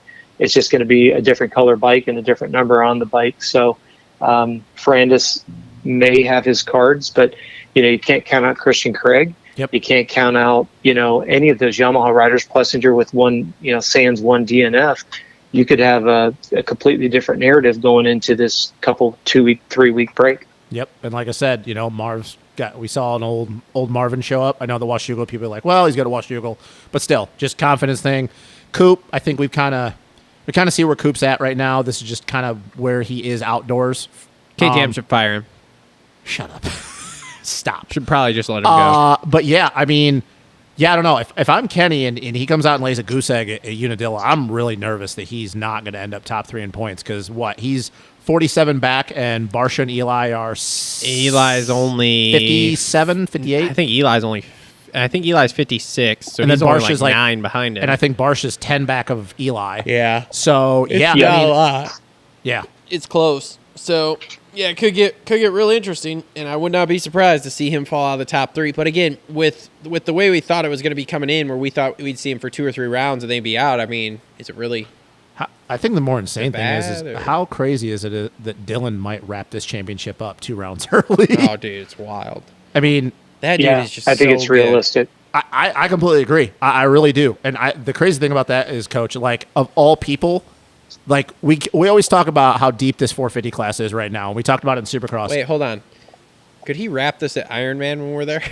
If he goes on, if he say he goes 1-1 at so we got Dilla, Buds, Ironman, Paula, and then Hangtown. Hangtown. So he's just got to have 100 points by then. Well, no, he'd have to have 150. No. No, wait a minute. He's got to have 101. No. Yeah. If he's got 101 point lead. Yeah, I'm sorry. It's possible. Yes. If he goes out and goes, and it's very possible that he could go 1-1 at Unadilla. That'd be fucking wild. To wrap the championship 3 rounds early? Fuck. Yeah, I don't know. I don't know about that. I guess because he's only, what did we say, 47 ahead of Kenny, 54 ahead of Eli. And it's gonna be over the 50-point mark after Unadilla. Yeah, he may wrap it at Paula, but he's not gonna. I don't think he's gonna. Wrap it at Ironman. That'd be way too much. Carmichael never even did that. So, no. It's just wild to me that with how deep this field is, that the rookie of the class could possibly wrap the championship up 2 rounds early. He's got some serious shit going on. He's done it so convincingly. How can you at this point even bet against him? If you do, you don't have a lot of brain cells. He's put himself on the ground. He's not cracked under pressure, whether it be from Tomac or Roxon or Sexton. He's just, and I know there's some people that say, yeah, but he's one of the oldest guys in the class. Yeah, I understand, but that's just the nature of our sport. He was making good money in the 250 class, and we all would have done the same damn thing given the opportunity. Yeah. Yamaha looks real good. Nah, it's good stuff. Yep. And I'm just glad Christian Craig went ahead and signed with Yamaha, because after the way the summer's looking right now, there's no place you're going to want to be at the end of the summer, in my opinion. No. Yeah, that team is me and Travis have talked about this before. That's going to be the most loaded 450 team outdoors, and even Supercross. Dude, with just Eli and Dylan. Just with them. I don't know. Well, interesting and dynamic. we sound like fair weather we sound like fair weather or fans too, because if you stop and you think about it, we were all laughing. Can the Yamaha even begin to win? Oh, I know. And look at the narrative that we're talking about now with just a few changes. We could do a whole show on, is it because they got away from the corporate bureaucracy? Star Yamaha, what do they have? What can they do that, supposedly the corporate guys couldn't do? Keith McCarty was pretty honest on Whiskey Throttle, talking about, hey, look, when you're corporate, it takes a lot of effort to turn this yacht, where Star Yamaha is a little bit, not just a little bit, significantly smaller than factory Yamaha. Mm-hmm. If they need to make a change, they make a change. Where, like Keith said on Whiskey Throttle, to make a change at corporate Yamaha, that takes a lot of effort. It takes a lot of time. So I think we're in a unique situation. Supercross, maybe for the first time, we're actually even talking about Yamaha, like you just said. When will be the last time we talked about a Yamaha in Supercross? James Stewart? 09, James Stewart, yeah. Because 2010, he got hurt early. Yep. How crazy is that? I mean, 21 years later. Yeah. Or, excuse me, 11 years later. Yeah, and the crazy thing is that you take Cooper Webb out of it, and Yamaha could be 1-2 on the Bach, or 1-2 in the points next year come Supercross with Dylan and Eli. Yeah. Just insert who you want to be first or second. It doesn't really matter. Completely realistic. Yeah. And who would have thought a year ago that we would even be thinking that Yamaha would even be a legitimate contender, much less having two guys. And hey, Christian Craig can haul the mail. Yeah, no, and that's the thing too is Christian now has finally proven, like, hey, when I said I was like a 450 guy, I wasn't shitting you guys. I was a 450 That's guy. right. Yeah. Believe me now. And the pressure's off. Believe the hype. The pressure's off. Yeah. So He had a pretty good get off in and he's got practice good yesterday, though. Oh yeah, got lucky. Yeah, but the fact that he got back up just shows that he's strong. He's in shape. He's got good people around him. So it's going to definitely be a different year for the blue team. And it's no secret that we're hearing that Cooper wants to go back there. Obviously, there's no room for him, but with Tomac's deal only being 1 year, it'll be interesting to see what direction that ends up going. How crazy is it that Star next year could win both 250 Supercross titles, 250 outdoors, 450 Supercross, 450 outdoors? Am I crazy, guys? Like, do you think that's a possibility? That's not impossibility at all. Like, I know that people be like, well, look at the team. Like, it's obviously not impossible, but like, of course it's possible. That's just, hell yeah. That's insane to me that's even possible. Like, I don't know. That's mind blowing to me. That's never been done. There's a lot of things that have that's a more realistic possibility than saying Honda could win all 4 or all 6, whatever the fuck. Yes. So. Unfortunately. Well, good on Bobby. Totally Regan. agree. Good on Bobby Regan and Brad Huffman. Yeah, exactly. And Seth Rarick to hold everything together. Here's something to think about, though, at the 10,000 foot view, and we won't know until time gets past us. With Will leaving, do we see that what's still left there is the remnants of what he created or helped create or facilitated? And now all of a sudden we see a paradigm shift that same success that Star saw starts to follow Will over to Gas. We know Troy Lee's not afraid to invest. You've got the Red Bull money over there as well, and we know Red Bull's not afraid to spend money. Yeah, they just did that. If they really believe in what's going on. Yeah, that could be an interesting thing to see how this goes. I think I'm more nervous on that end. I'm really nervous for the upcoming 250 talent of the Star team with Levi Kitchen and when Nick Romano and Matt LeBlanc come in. And even though not breaking any news, but I guess you guys will all find out after Loretta's, Danger Boy Deegan going to Star. Yeah, I'm more nervous for them because now they're not going to have that guidance. Not, and I shit on Seth Rarick, nothing against him, but like he's not Will Hahn, and nobody really is. That's been proven over the last couple of years. So now you got somebody like Levi Kitchen who, and Nate Thrasher for that fact. But I talk about Levi Kitchen because he's the rookie.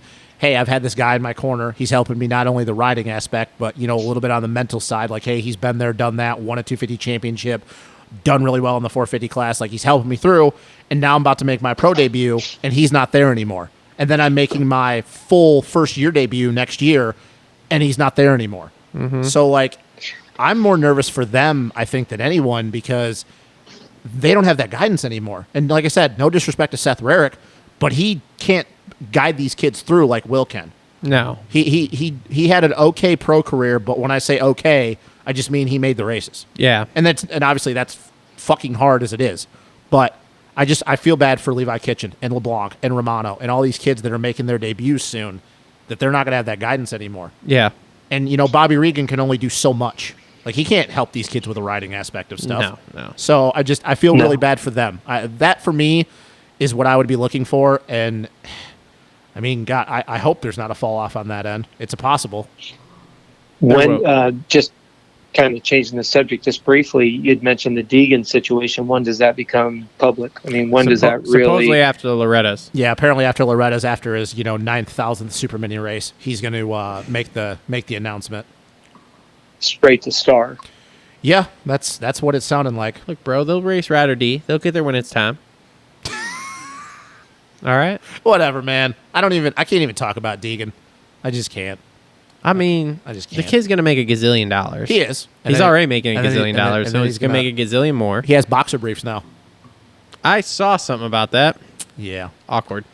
A Super Mini kid has boxer briefs. Well, What the hell? whatever, man. You gotta love the marketing machine, right? What can you say about it? Brian Deegan is a fucking A genius. fucking genius. Yeah. If he wants to come over and help Absolutely. out, market the show, we're in. Yep.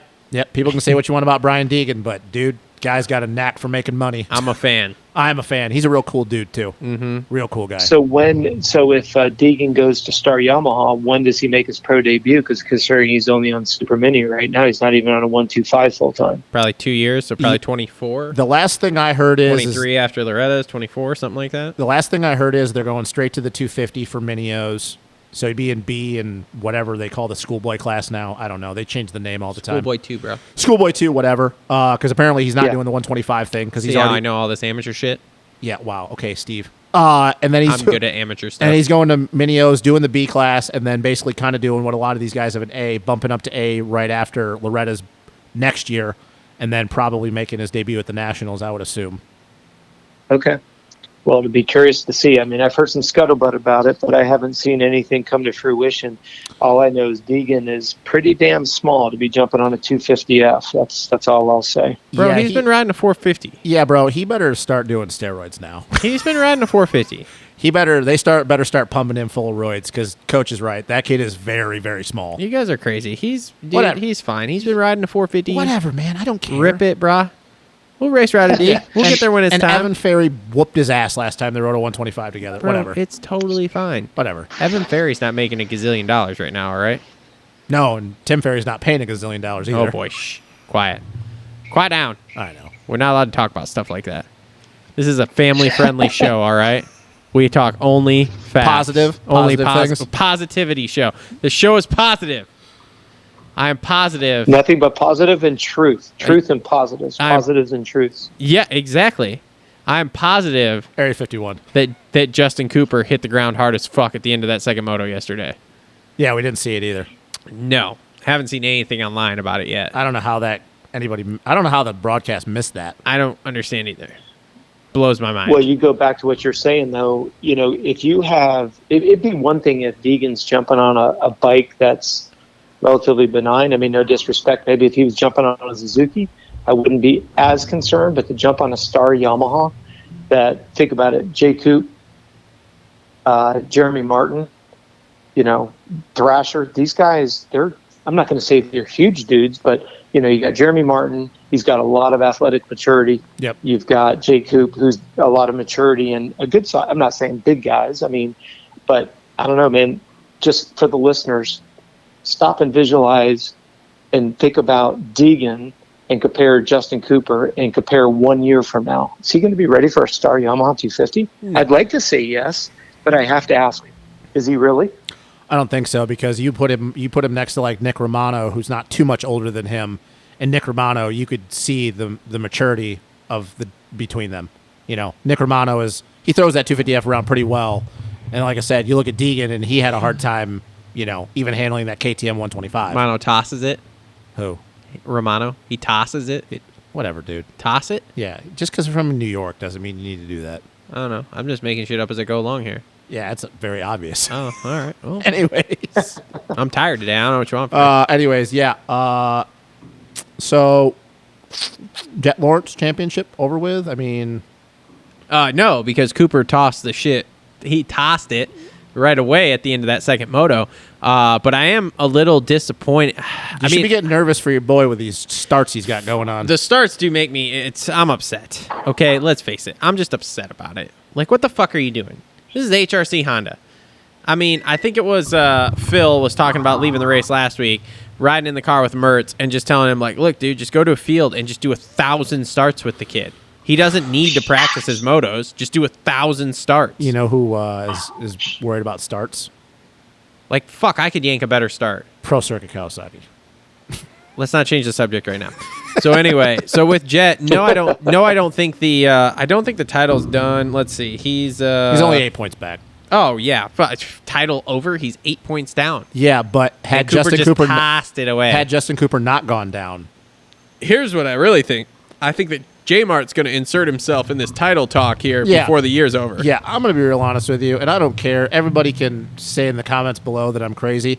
I think J-Mart is proving right now, had he not got hurt in Thunder Valley, whose championship this would be right now. 100%. I'm not 100% convinced that by the end of the year, he's not also saying that this is mine. I'm telling you right now, I don't care. I will debate this with anybody, but yeah, the injury list that this dude has right now and the fact that he's going out there, and I mean, he's not just winning motos, he's catching and passing people and leaving them like it's nothing.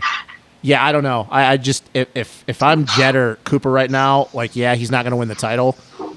But I'm like, what the hell? Like, seriously, this dude's got a bum shoulder, a bum wrist, broken fingers, God knows what else injuries he's got going on, and he's just waxing them. So he's only 61 points down. I mean, he's not going to win this title unless, like, Jet or Cooper completely implode, but he's definitely going to, I hate to say this, but he's going to pass Hunter in third in points by the end of the season. I'm not saying it's over. Is it any surprise he's already re-signed with Star? I mean, he knows he's where not to with Star. be and where to. He's not re-signed with Star. He's going to Pro Circuit.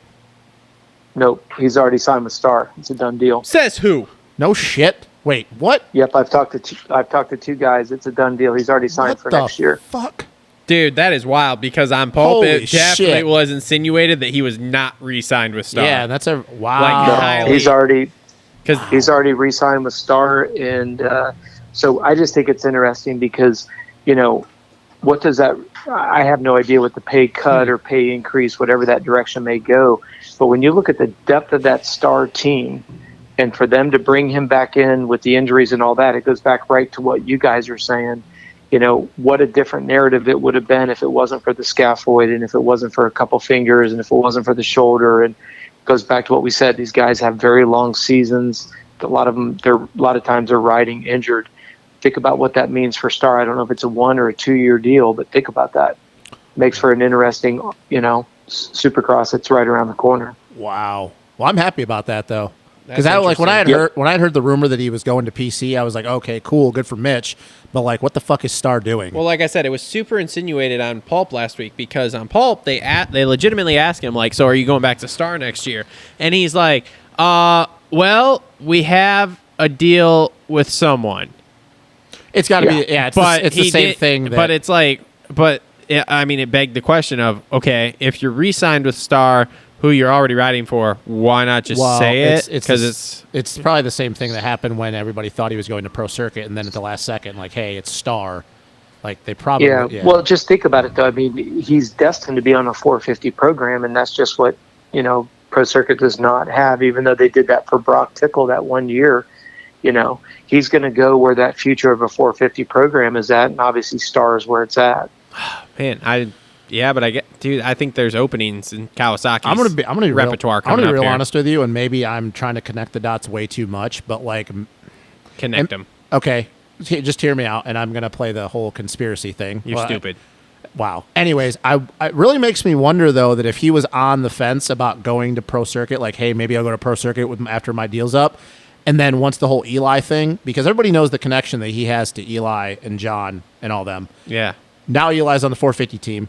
Like Coach just said, we all know the end game for J-Mart is the 450 deal. He's expressed a lot of times like, hey, I haven't finished this in the 250 class, but it's all about the 450, especially with him getting older. Eli now, it's been confirmed, we know that, but now that, 100% signed, sealed, delivered, yeah, I want to be on this team because I want to be Eli's teammate. I know that it sounds stupid to think that J-Mart would just be doing this for Eli, because that's not the case. But it does make me wonder that, like, hey, if there was a little bit of persuasion there from Eli or John or whoever, like, hey, you don't need to go to Cowie. Like, hey, we're just left there. You don't want to go there. I don't know. Maybe I'm overthinking it. I don't know. I don't know what you think, Coach. Maybe it's not the craziest theory. There's just no place for him at Cowie because you've got AC that's got 2 years, and I would assume Anderson gets at least a 2-year deal. Yep. So that locks up Ford. If you play the musical chairs at the end of the season, where does he go? You know, he'll have a better potential over at Yamaha than he will anywhere else because Tomac's only got a 1-year deal. You've got Ferrandis's deal will be up at the end of that 2 years. Yep. I mean, if you look at musical chairs, you know, Christian Craig's got a 2-year deal. Again, you got to play the timing of all this, okay? If he goes to pro circuit, there's no way he's going anywhere in Kawasaki. Yep. You know, if Roxon retires, immediately Jet is going there. The big question is, where is Hunter going to go in 2 years? There's not a whole lot of openings in that 450 program. So that's where I could see Jeremy. It's the best, and I don't want to say the only place, but I'd say it's his best option for a 450 at this point. And it looks like it's actually going to turn out to be the best. Yeah, exactly. No, I'm happy for him, though, because like I said, when I had heard that rumor, like, I was like, oh, okay, that's cool. Like, J-Mart would be good on a Cowie. He has a good relationship with Mitch, like, whatever. But, no, I did think the whole entire thing that was a little bit weird. I'm like, why would Star want to get rid of him? Like, why? Well, you know? And let's be real, I still think, call me crazy, but he would have won that Supercross title had he not got hurt at the first round. I really do. Absolutely. I completely agree with that. Absolutely. I'll sit there, and I know, Travis, you don't believe that because you have this thing with J. Martin Supercross, but I'll argue it all day long. Like, I mean, he only didn't qualify for, 2 races? It's totally fine. Yeah. Every top guy's done that. Yeah. No big deal. Okay, that's a long time Stu ago. didn't qualify for 2 races. Anyways. Like, straight up just didn't qualify. Didn't wreck himself Hey, into did Jet oblivion. Lawrence win that Supercross Just title? didn't qualify. Jet Lawrence won that Supercross Jet title? Lawrence is another one, just straight up didn't qualify for a couple Yeah, of yeah. races. Anyways. He's a generational talent, okay? You and Toolman Dan. Me and DB were on this page. I was actually texting DB about this last week. Really? He's Were you? Yeah. Really? Generational You were talent. texting him. I was. Really? Legit. You want me to pull up You the got, DMs? you got Jason. You got Jace's number too. You texting him? I haven't texted Jace yet. Oh yeah. Okay. He's next on my list. next But I was texting DB after listening to Paul, telling him, bro, you're totally right. These guys are all fucking idiots if they don't think he's a generational talent. You're 100% right. Matt has told me the same thing. What? I love it. That Jet is a generational talent? Yeah. Of course he did. Yeah. I'm just kidding. He didn't because he's a fucking idiot. Really? Is that breaking news? That's breaking news. breaking news. He Steve was Mathis. trying to tell DB that Jet was not a generational talent, and it's a fucking idiot statement. DB is 100% correct on this. I will fight everyone to the death. We about already it. had we already had this conversation a little bit at the end of last show. Just my stance on that.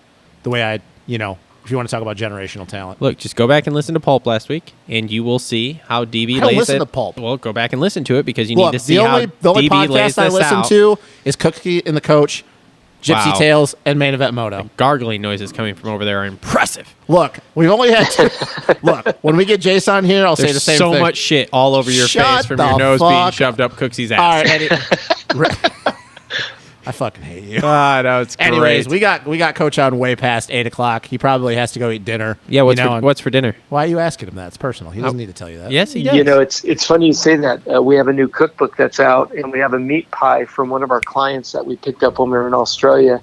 So Michaela's fixing that up, and then Cooksy and I go on at 9:00 tonight here. So oh God, Holy shit! So we're Jesus. we're gonna get a little bit of dinner with Michaela. We just got back from a bike workout before we got on the call together tonight. So Coach, do you ever sleep?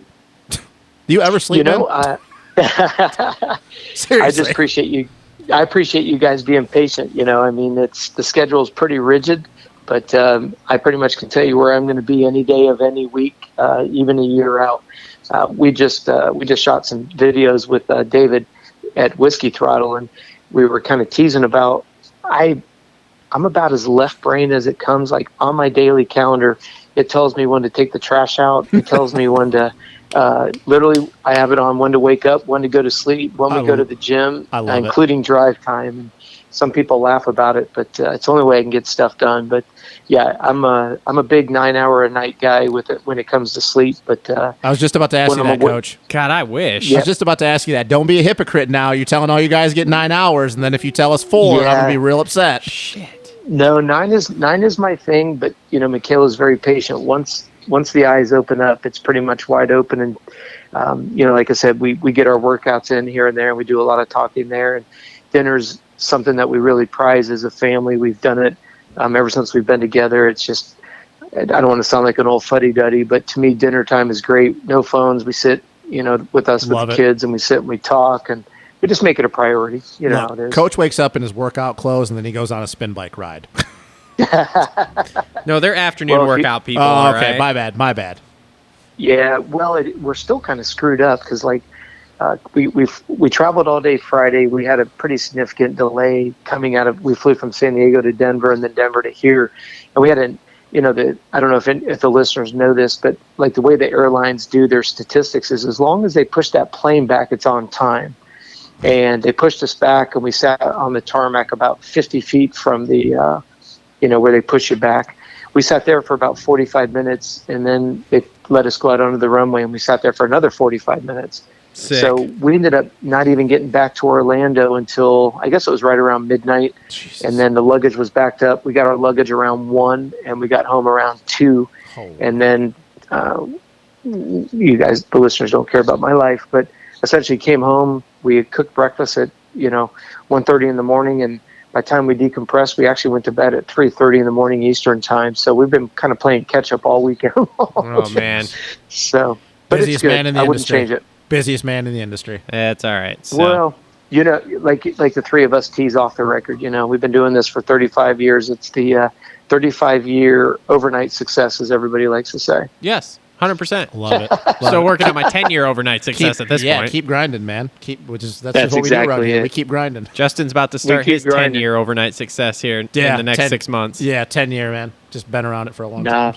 Well, and what I love about my job is, BC.Pizza is one of your presenting sponsors, and I've worked with Warren Nelson for probably 6 or 7 years. And, Chris and his brother that started BC.Pizza, and then obviously Warren's mom, Sandy, and his sisters, just absolutely great people all the way around. So, Coach, to be on a show. I used to be Warren's mechanic back in 2009.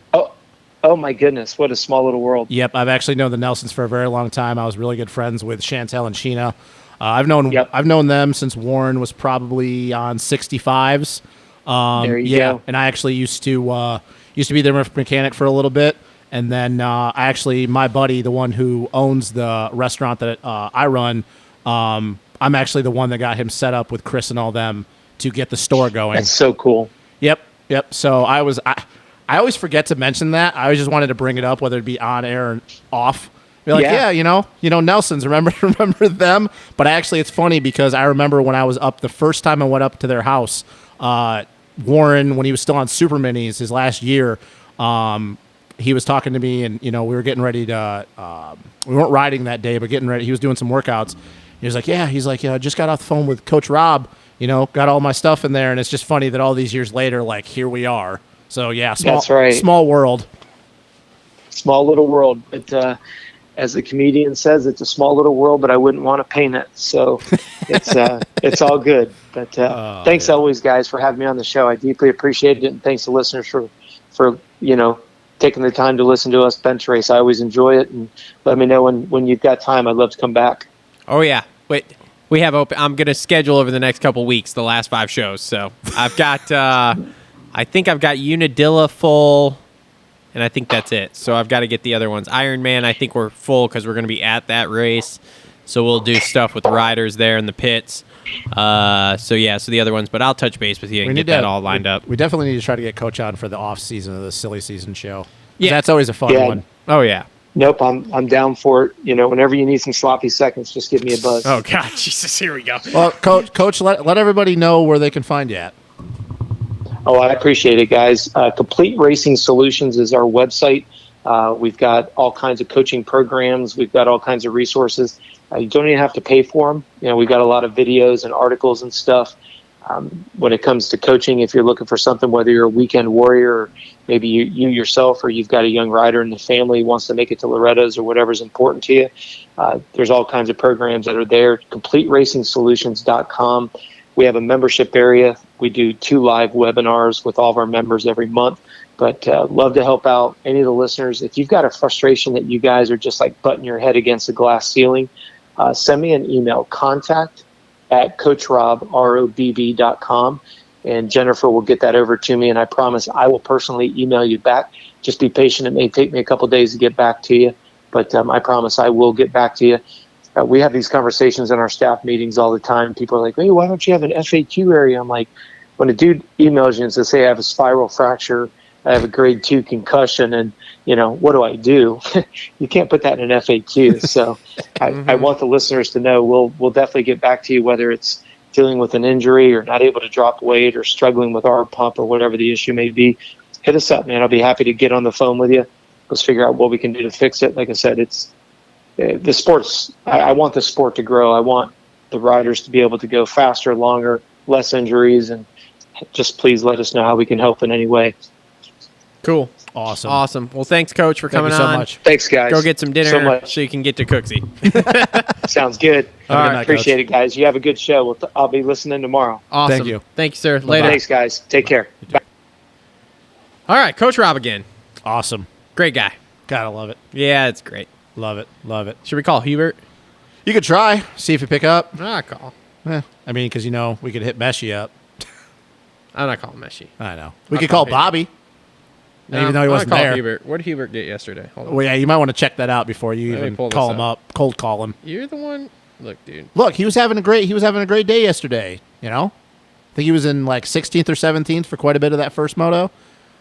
Don't really know. I think he was in like 20th or 21st the second moto. I don't know where he finished. I just want to know because that was the last track I figured that he would have his best results of the year so far. We've been going for a long time, man. We gotta watch this. We gotta lock this up here. No. But we'll call Hubert here in a second. Dude,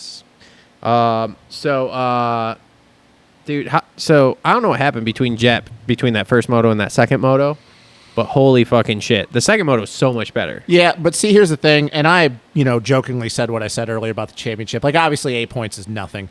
I only say that, though, because, and I can't remember, I don't know if we touched on it at the end of the last week's show, but here's the thing. So, we know that Jet, he's faster than Cooper. Yeah. And right now, quite a bit of guys, like Cooper, we know he's kind of a mental head case. Like, he got the Supercross title out this year, he's the points leader, but we know that he mentally might not be the strongest guy. And it bothered him in Millville when J-Mart, both motos caught and passed him, Mosman.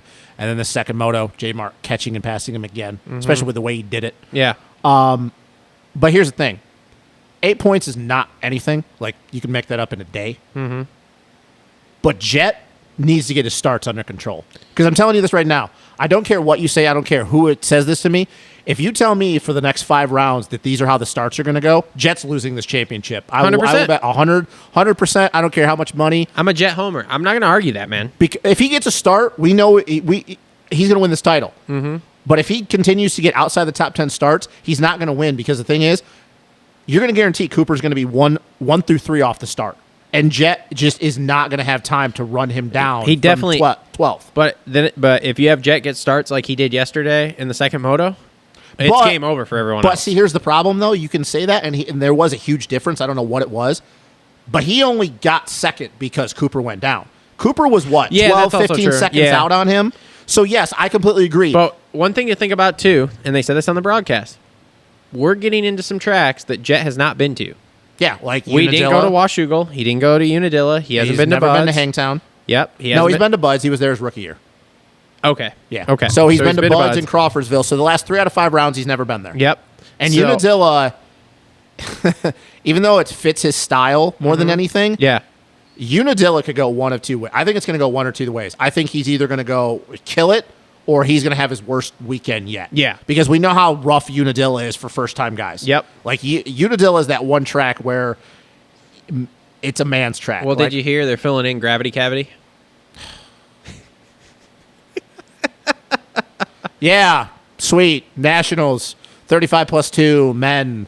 Let's just fucking make It's this a joke. shit. It's a joke. God. Because all the prime things have been so bad. Like I know. Larocco's wasn't good. I know. Those sand rollers weren't good. Yeah. So it's just a joke. You know like the funny thing though filling is in that gravity cavity. watch them actually fucking do it, Nah. or them won't be just a thing. take out the the fucking elevator section or whatever. Oh God, yeah.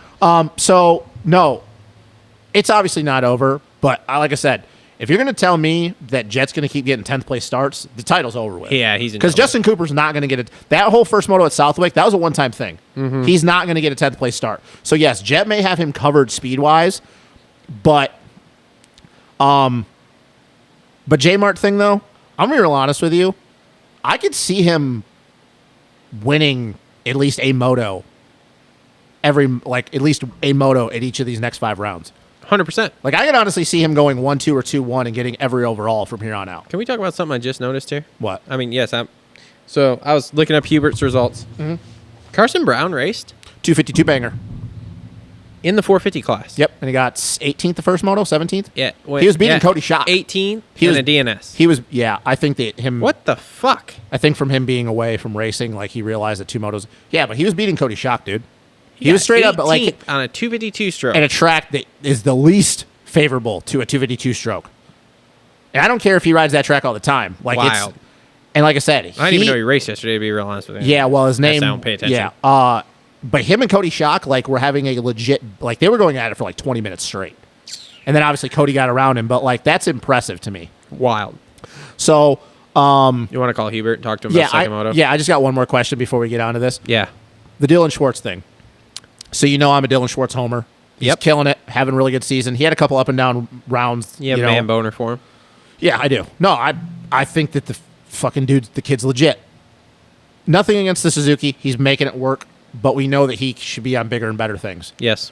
If you're a team right now, and I don't know what the way they structure their deals over Bar X, probably nobody outside of that team knows, because like, why would it be knowledge? Yeah. If you're a team right now, a factory 250 team, what team right now do you think would be looking at him? Well, I mean, Star Yamaha's got a gazillion dudes, so It's why not not add one more? Now, we joke about that, but let's be like, if we're talking realistic, I'm going to be honest with you. Don't shoot me for saying this. I think factory KTM should pick him up opposite Max Volan. Probably, yeah. Like, what, am I crazy for thinking that? No. Like, wouldn't that be, I understand that Dylan, like, his Supercross season wasn't great. Yeah. But right now, his outdoor season, like, he is opening eyes. He's an animal. And the only other team I have is kind of in that same wheelhouse, Gas. Yeah. Opposite that was the one Brown that and came to Mosman. mind, honestly. Because we with know me, Husky's but- not going to work with RJ, Jalik, and Styles. Yeah. But would it be crazy, I mean, for Red Bull to pick him up? Oh. I mean, Maybe. I think he'd be insane on a factory KTM. Probably. It'd be interesting to see what the difference is between. Do you think there'd be a difference? Because I think there would be. I mean, if he's getting I think he'd sixth, pick up some stuff. I don't know, man. Maybe not. What's he get on that Suzuki? Like, is he paying to do anything? no, or he's is there. he- If they have a factory rider, he's their guy. Okay. He's their number one guy on the team. So it really is just bike difference. So that's probably good for a couple spots. I mean, dude, But we're talking about the top 5 dude. Then But I we're talking guess. about the bike difference too. Yeah, that's what I'm talking Yeah. about. That's really the only difference then is the bike difference. So we're talking top 5 dude I mean, at that point. if I'm KTM, I'm seriously looking at him for next year. Yeah. They're probably not, but I'm seriously looking at him I mean, for the next question year. is KTM putting another dude on a 250 next year? Do you think they Period. should? Because I think they Yes, should. they Max Volan can't KTM, be. Husky, and Gas should all have 4 250 riders. Yeah, I don't understand why Husky has 3. Again, when they reorganized here, they dropped the amount of 250 riders they had. As Yeah, opposed and to their logic increase them. for we just switched guys. Like, you're still there's numbers that are missing, and we even covered Yeah. this in our show. Yeah. Like, so Star has more than 4. Cowie has more than 4. Honda, we know the situation there, so like they're not really. It is Yeah, what it's it a is. weird thing. But why out of the fucking one team that has more backing within their team than anybody? I don't know. Would you not? I don't know. We go from 3 to 2 to 1. Like, how does that shit make sense? I don't know. I don't know. I think that Dylan Schwartz should really get a shot at a team, and I think the factory KTM would be. I think so too. I think that'd be good. He'd be beating Max. Well, he already is kind of. Somewhat. Max had a bad day yesterday. Max had a real bad day. Yeah. He went to, let's see. He wasn't even on my radar. I don't know. I'm looking at 450s. I can't believe Webb fades so bad.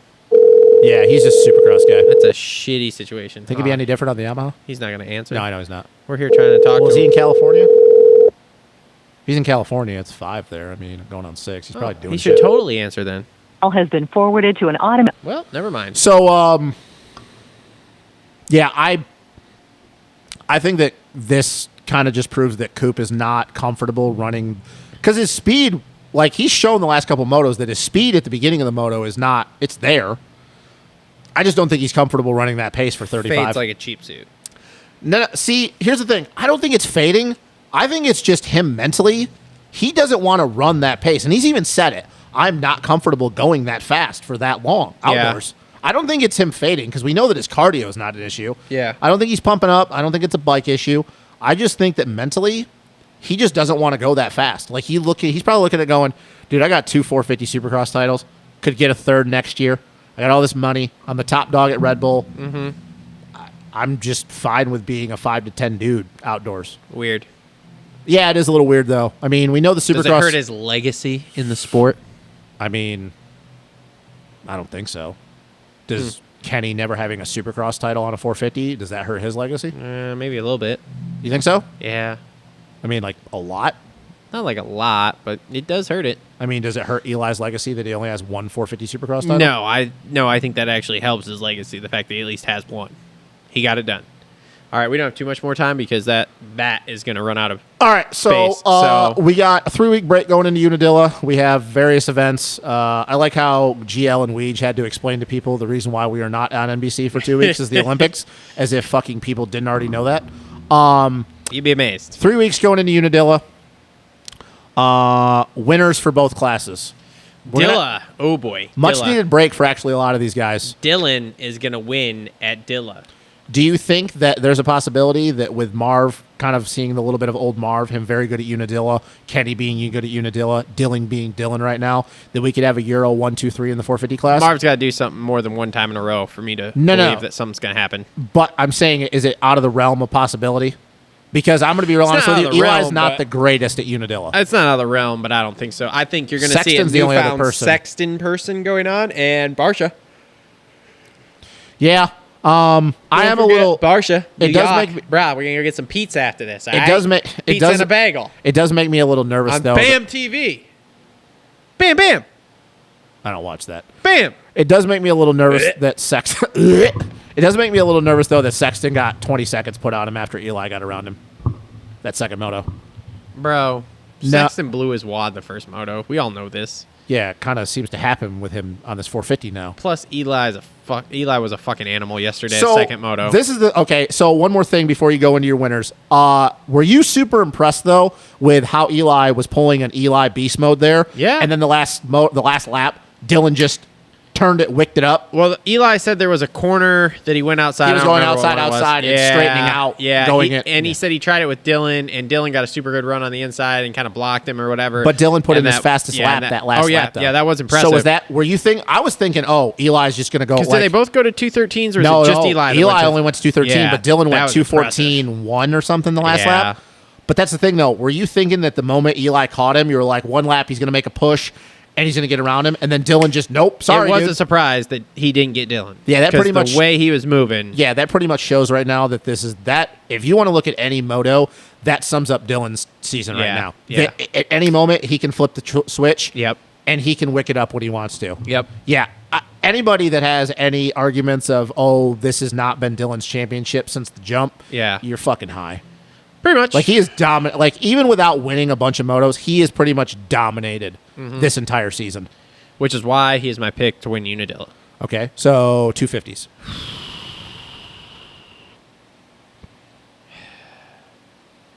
I mean, you got to go at this point with what we know and see. And also, let's You factor gotta- in there might be a mutter. This is New York in August. We could have a torrential downpour. I would go with I'm going to go with Coop and J Mart split motos, Really? and one of them gets the overall. So what happens to Jet? Moto. Until Jet can prove to me that he can get off the gate both motos, I'm At what point are you? like out on him. what point are you at the winning. nervous zone for Jet with him not winning this title? I have located the panic button in the drawer.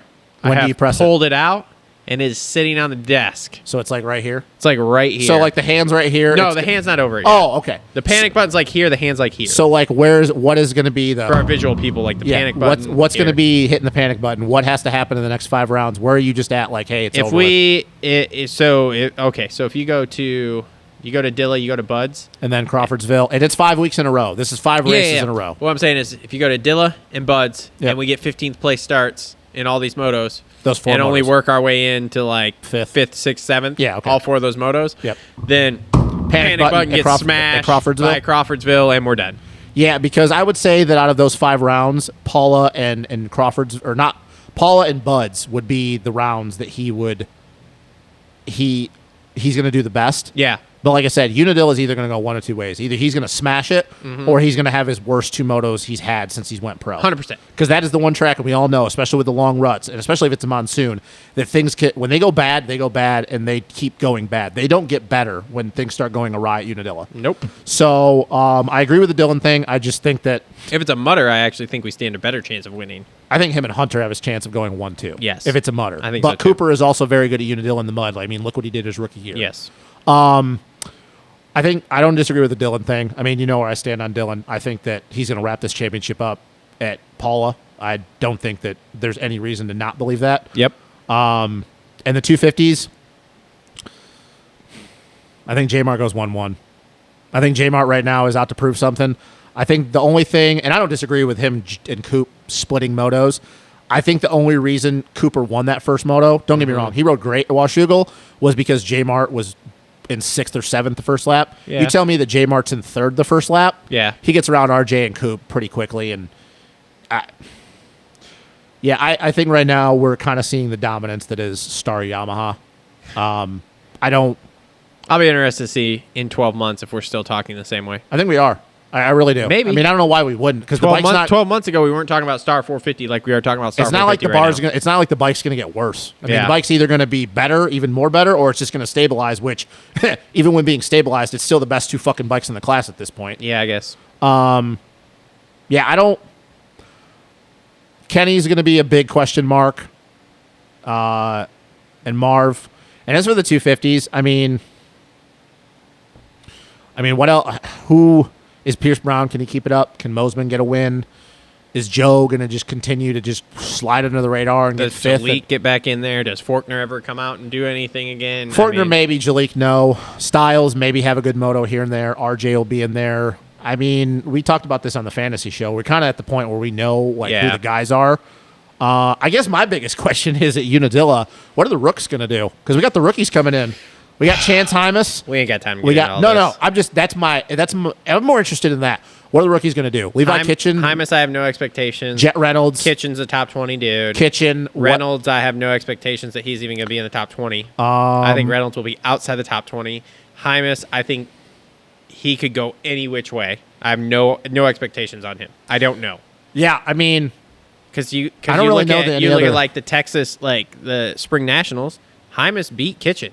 nah, he only beat him one moto. He still beat him. Yeah, but then the next moto, Levi went out and put 40 on him. Well, I'm just saying. And that's not a knock. I think Hymas is the real deal. It's just Levi has been proven that he's a lot better. Yeah. I think that's the only rooks coming in. I think Preston Kilroy is going to be on the national team, the Okay. Bar X team full time. Okay. I don't think KTM has anybody else. Husky, like they got Evan Ferry, but he's not. Talon Hawkins, I don't think is going pro. Not yet, no. Yamaha, obviously Romano's still in B. LeBlanc's injured. Ryder D's still in B class. Honda doesn't obviously have anybody else. Cowie, no.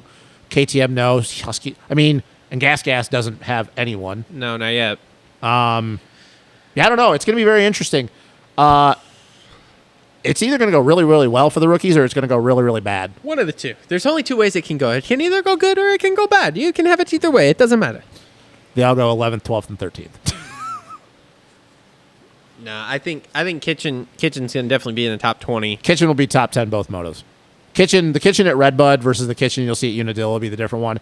Hymas is going to be the biggest question mark. Jet Reynolds, I completely agree. He's going to suck. Outside the top 20. Yep. Yeah, for sure. He's probably burnt already, to be honest. Oh, for He's sure. probably burnt. And Ryder D will be burnt when he goes pro too. Yep. It's too much expectation to be putting on these kids that early. Team Green. Team Green Ryan Holiday. sucks wieners. Ryan Holiday. Wonder if we'll ever see Seth Hammaker again. till Supercross. Probably not. All right. This has been another episode of the Moto Aftermath Show presented by BC.Pizza, TLR Coatings, and Premier Custom Trailer. That was who I didn't say at the beginning. TLR Coatings. Never did the read on them. TLR Coatings. It's a good thing I know the owner. He's not going to be upset. Yeah, he's kind of a dick, though. He's the guy that does the read. Such an asshole. Yeah, he's kind of a fucking douche. Anyway, thanks for tuning in, everyone. JT Cycles and the Dirt Bike Depot also on board with us. We are off for the next couple of weeks here. Yeah. We'll be back the Friday before with the Unadilla Fantasy Show. So make sure to keep an eye out for that. Brag about how his day went. We will have some videos in the meantime for the YouTube audience. I'm working on the Redbud vlog. Hopefully that'll be done this week. I am going to do a whole bunch of video cuts from the last few shows here ever since basically we had Cooksy on, because I still have some from that show that I didn't do. So I'm going to do some audio clips. So if you guys don't listen to the whole show, hopefully we'll have some clips that will draw you guys in. You'll want to listen. I'm going to try to do some of the other moto vlogs that I have. We're going to start getting some of the bike build videos out. I'm going to hopefully start producing some of the smaller videos here as we go for the next few weeks here to get us through until the last 5, and then we'll make a push, and then off season will be full of videos that are not anything to do with the Pro Series. So anyway, thanks for tuning in. Dave Prater, call us. Make sure, Dave Prater, can't wait to hear from you, buddy. Make sure to like, subscribe, comment down below. Links in the description to all of the sponsors. Links in the description to merchandise. There's links in the description to Amazon to help support us. There's links in the description to Patreon to help support us. If anyone's interested in sponsoring the show, I can send you a sponsorship packet, which will lay out basically everything that you would need to know about that. So, thanks everyone for tuning in. Thanks, Coach Robb, for coming on. Matt Hubert, thanks for not picking up the phone, asshole. Can't wait to talk to you soon. We'll be talking to you at Unadilla, buddy. Actually, we'll be seeing you at Crawfordsville. I was going to say, you mean at Ironman? No, but we could call him up at Unadilla. We have a full show at Dilla. Oh, we do? We have a full show. Oh, okay. You'll have to tell me after we go off. Yep. So thanks for tuning in, everyone. We will see you in a few weeks.